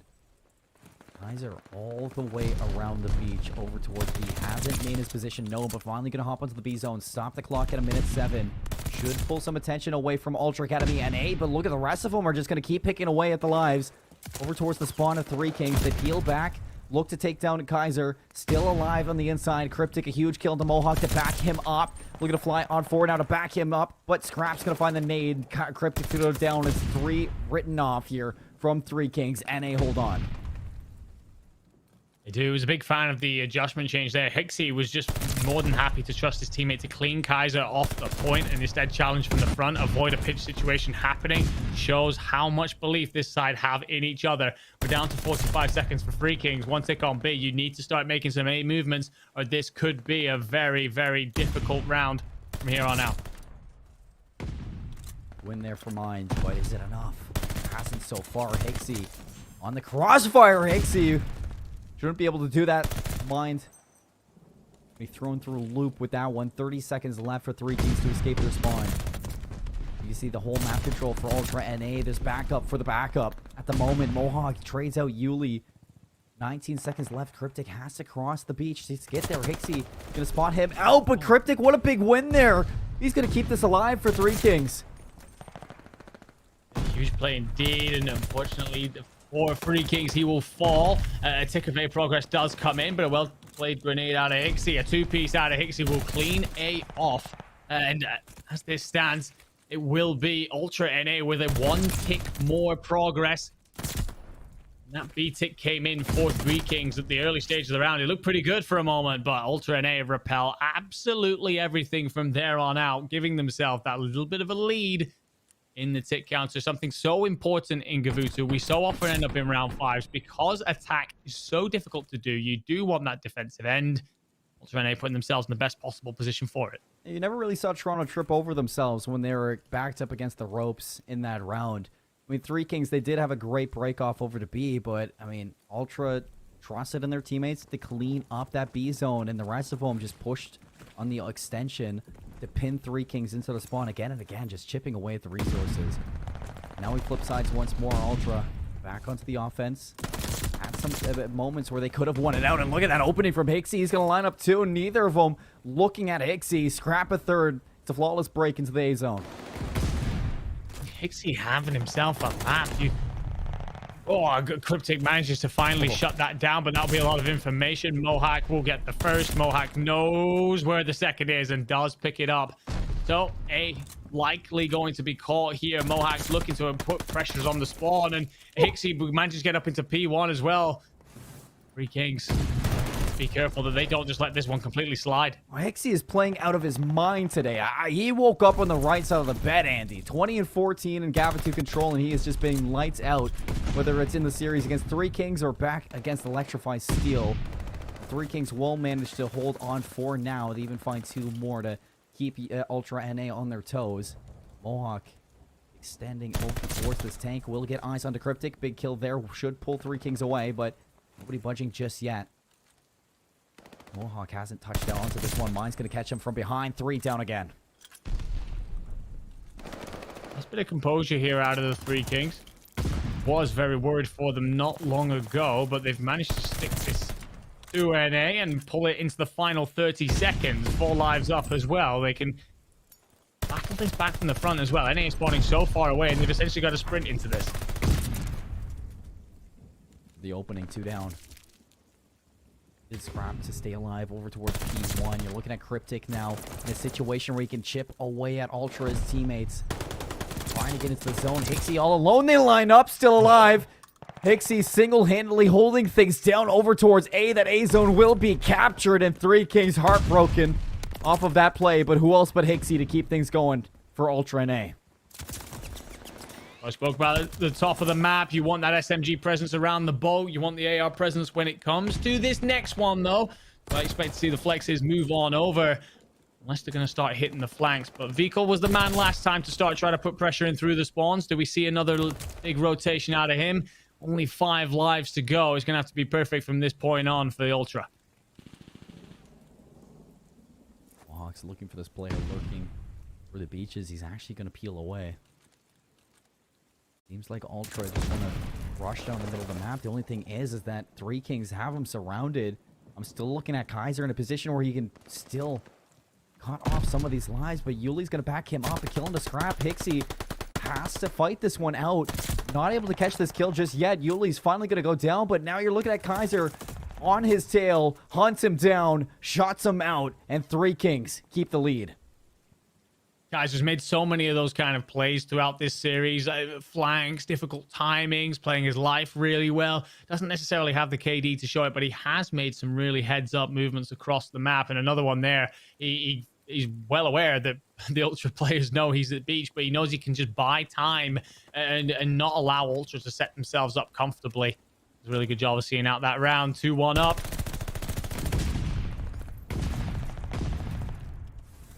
Looking at another strong break here for Three Kings. Get on their last offense. Let's see if they can mirror it. Trade there from Yuli and Mohawk. Mine's going to keep numbers in the hands of Three Kings, pushing over towards the A zone, but Scrap's not going to give up just yet. Nobody on Three Kings in control of that P1 ring. Cryptic staying alive here on the boat. It's going to be so huge, but a fadeaway from Vickle from downtown. Disengages Cryptic from that boat control position, and he's just allowing Ultra to be so aggressive here. Mine almost finds the hip fire onto Mine. Mohawk will be shut down there with a beatdown. And Three Kings hopping onto this A zone, or they should be hopping onto it. Nobody has gotten control or a lick of presence. Finally, somebody's going to get on. Yeah, you feel like that was quite a bit of bot up time, but thankfully a couple of kills go their way. They do have boat control. However, yeah, a big kill there in the mid-map. For a second, it looked like they'd got some really bad timing. Cryptic here just looking to lock down this top boat again. Give them the presence that allows them to fight back to any sort of green push. And Scrap's just hunkering down for his dear life. Second tick has come in. Mine's up to 5. Ixie on the flank. Stops that third ticket progression with a little bit of help. Bench play is solid from Ultra NA, and now 29 seconds left. Three Kings, they need to get out of this situation, or else they are going to be backed up into a round 5. 20 seconds left. Kaiser, that's an opening. See, Mind to make his way through the boat. Mind, in fact, takes down Scrap as well. Can he stay alive? No. Mohawk's there for the trade. 1v1 on the inside. No, it's an nade from Hixie to allow Mohawk back into the top deck. Lining up with the AR is going to be Kaiser there for the trade. 2 down for Ultra. Third tick should be there. The nade to keep them away for now. 5 seconds left. They need to capture this. Oh, it just about comes on through. And an important couple of things to think about here. Three Kings, you only have 60 seconds to go. But even if you somehow want to push this to that game 5 and get that defensive round, they need to get one more tick just to even the board up. And I think the slaying department as well is probably the way of Ultras. They probably want 2 ticks or an absolute slay fest right here. Finish it here would be a good start for Three Kings. Reverse sweep. A Mohawk chips down the lines to 8. Nobody in a situation to follow this one up. Vickle! Disgusting shots with the auto. 3 in a row. Farthest one pushed up is going to be player number 7, but as he drops to Hixie, 24 seconds, no respawns. Ultra looking to send us to a round number 5, and it seems like Three Kings are going to concede. You see player number 5, Yuli's going to make the full wrap around green. See if he can chip away at some of the lives of Ultra, but this one is over. We're going to a round 5. 8 seconds left. I just can't see it happening. Not with that kill coming on in. I guess Yuli, Mind will be in your P1. Yuli can dive, but Vickle picks up the first. There's no time for the support to get in. We will be going round 5. I'm pretty sure that by all math, Ultra will get the defensive side. Of course, with Gavutu, defensive sides do reign supreme so far. It will indeed play out that way. Across the board, everyone's putting up a good game here. You can't really pick out too many individual performances. Fine margins, but it will be Three Kings with it all to do and a mountain to climb. And Three Kings hold on, send us to a map 4. This offense has to be it. They've been so close time and time again. But Ultra a step ahead. Mine's going to open up with the first blood. Yuli a second. Mohawk immediately trades out for 2. So 2 for 2 for control here. And what a kill from Yuli should amount some progression for Three Kings. And with a kill out of Kaiser on a Mohawk, that's going to be some time over to Three Kings. It's much better progress than they've had in previous rounds. That kill by Hixie is going to just allow him to push up through beach, perhaps hem the spawn in, stop reinforcements, allow his teammates to cut this down. Hixie, though, falls, and that will allow Three Kings to escape. That will allow Three Kings to move on forward. Vickle, though, getting a 2-piece. Doesn't matter if you're arriving, if you're still losing the gunfights. Simple math, like you've been saying, Andy. Losing the gunfights, you're losing the game. One tick out of that whole opening, but over to B they go, and they find Vickle here. Chance now to turn the tides of this round, but Vickle's going to find at least one. Backs up, allows his teammate to take the gunfight, goes in for the trade, but Mine, huge play out of Mine. 2 in a row, can't find a third, but it's enough to allow some breathing room for that respawn to Three Kings to make it out over back to that A zone. For a second there, Mine gone huge, who quietly, by the way, is up to 34 and 25. Really starting to see some serious positive movement out of him, but of course, who else but Scrap to get the important trade kill that cleans it up. Mine just showing a little bit too much shoulder, and Vickle's going to clip it. 12 lives left for Ultra. 15 seconds left for Three Kings offense. A small advantage inside the lives here for Three Kings, but they need to push this time a little bit farther. Keep your eyes on Hixie. Again, of course, it's Hixie on the flank. Hasn't yet made his positioning known, but he's waiting for the time to be right. And is Ultra going to let this one go? They're going to concede the third tick. Allow another minute there for Three Kings. They are banking on this B zone. They feel confident enough to just set up and take the gunfights, but Mohawk gets caught a little bit lost. And now, with a whole wipe difference between the two teams in life count, that P1 control feels even more important. Gotta be careful and not throw your life away. Mohawk getting very aggressive through the mid-map. I'm going to stay alive here, but 12 lives to 9. Three Kings. 2 wipes. That's all they need. Kaiser's going to be here. Sniffs out Mohawk. The opening that they need here on the round. But look at Ultra's map control over towards the ring. Vickle's going to be shutting down Mind. It's going to force Three Kings to peel on back. The crossfire is going to be there. Hixie there for the trade. Vickle's going to keep things going. 25 seconds left. Vickle should never win that gunfight. He was still regenning health. Has a pistol out. And beams Kaiser. Rips him straight off. It's like Simp in full flight. Vickle's still here. Still there. Mine, no, traded from the nade. The Marty Dom out of Scrap. 3 players set up. Looking to siege out the beaches. Kaiser goes down. Hixie's there. The trade's going to be out. Can anybody touch? No, they can't. Ultra NA may have gone the distance against Electrify Steel, but they go toe-to-toe with Three Kings, and they knock them down in 3. They knocked them down in 3 indeed. And for Three Kings, the first time you played this squad, you lost 3-2. The second time you lost 3-1. The third time you've been clean sweeped. That's not the way it's supposed to go. It's supposed to get closer. It's honestly not a bad performance. It's a very close map. Just unfortunately for them, not enough. And 3-0 on the day will be all that matters. Ultra NA going 2-0 to start the defense of their championship. Three Kings, perhaps a little bit back to the drawing board. I'm not sure how their first series went, but they will want to be progressing, taking themselves deeper. It was 4th last time. This time they're hoping to make it further. You got to be putting up more of a fight against the teams at the very top. The first go around was whatever it takes back at 6:30. They lost 3-1, so that's going to be Three Kings 0-2. Ultra Academy 2-0 to open up season 4. And I mean, that trend you said for Ultra versus Three Kings, it's an upward, or it's an incline of the stocks for Ultra Academy NA. They just get better and better. And this time around, I mean, we'll talk about it when we get to the maps. But right now, talking about that map 3 in general, I think we talked enough about Scrap all day today. I want to talk about Hixie. I don't know how many times we've uttered the words, Hixie, I can't believe you did that. Hixie for a 3-piece. Hixie for 2 in a row. He is just a monster today. I don't know what changed out of Hixie going into season 4, but he looks like he's been playing the best I've ever seen him play. Yeah, he's absolutely phenomenal. He's not only doing a lot of the dirty work, a lot of the spawn finding, a lot of the route playing, a lot of the difficult stuff that we often excuse players for having a lower KD for. He's putting up his own figures, handling himself in his gunfights, flexing between different weapons, having that sixth sense and understanding of where to be for his team.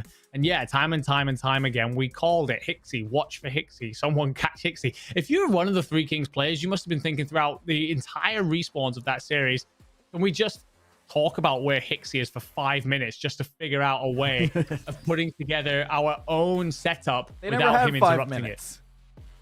They sure didn't. It just seemed like every single corner there was a player from Toronto Ultra breathing down the neck. of Three Kings. Whether it was Hixie, Scrappy, whether it was Vickle or Mohawk, they were all playing fantastic. And that leads to a 3-0. And you look at that search and destroy 6-2, probably the most convincing we've seen throughout it. I mean, that Gavitu control, it was all the way to a round 5. And there were some rounds that Three Kings probably could have actually walked out on top with. And that Bokosh hardpoint, it didn't even go to 250. It went to the time clock, 222 to 184. I think Three Kings were playing exceptional in that map 1. They were just always a step behind when it came to the rotations for Toronto Ultra NA. They were on top of things this go around. The second time on Desert Siege and Bokosh hardpoint. They get it done. 2-0 to start it off, a 3-0 sweep here. And for Ultra Academy NA, I mean, you couldn't ask for a better way to start Season 4. No, you couldn't. And I think that the entire second half of this year, right, you talk about the kind of achievements that they have on the list now. They obviously won Stage 3. They come second at the Toronto Open, which would have definitely have stung. They looked really good in the Pro-Am, ridiculously unlucky to not go through to the knockout stages. Yeah, this side are the real deal, without a shadow of a doubt. I have asked the question several times this evening. I still don't understand how Scrappy isn't in the league, not only for what he brings in terms of his actual gunplay, but the intangibles that we spoke about earlier, the leadership that he shows at such a young age, the willingness to accept pressure and mold under that and come out a shining diamond. He is such a good talent. But all across this board, I mean, I really truly think you could take this side, dump them into the league as they are, and they would put up one hell of a fight against anyone in that side, anyone in that league. I mean, we got to see both Scrappy and Hixie sub in for Toronto Ultra at one point, and they did great. I mean, they look like two players who are going to have a bright future inside the Call of Duty League. But for all of the matches on today's Season 4 for Challengers in North America Elite Stage, we are done. I think the second row of matches were all 3-0s, aside from a game 4 out of whatever it takes and Destroy the Odds, where whatever it takes did walk out on top. So a huge showing out of a lot of these teams going to Season 4. Very convincing second set of matches, folks. And I mean, we're going to be looking at the rest of them tomorrow on day 2 to continue the coverage here, not just on the mainstream, but on the Clutch stream as well. So don't forget to subscribe to the channel and pay attention for tomorrow, as we're going to be going back to Europe back in the morning. Same time, same place. We'll see you there. Have a great night, everyone.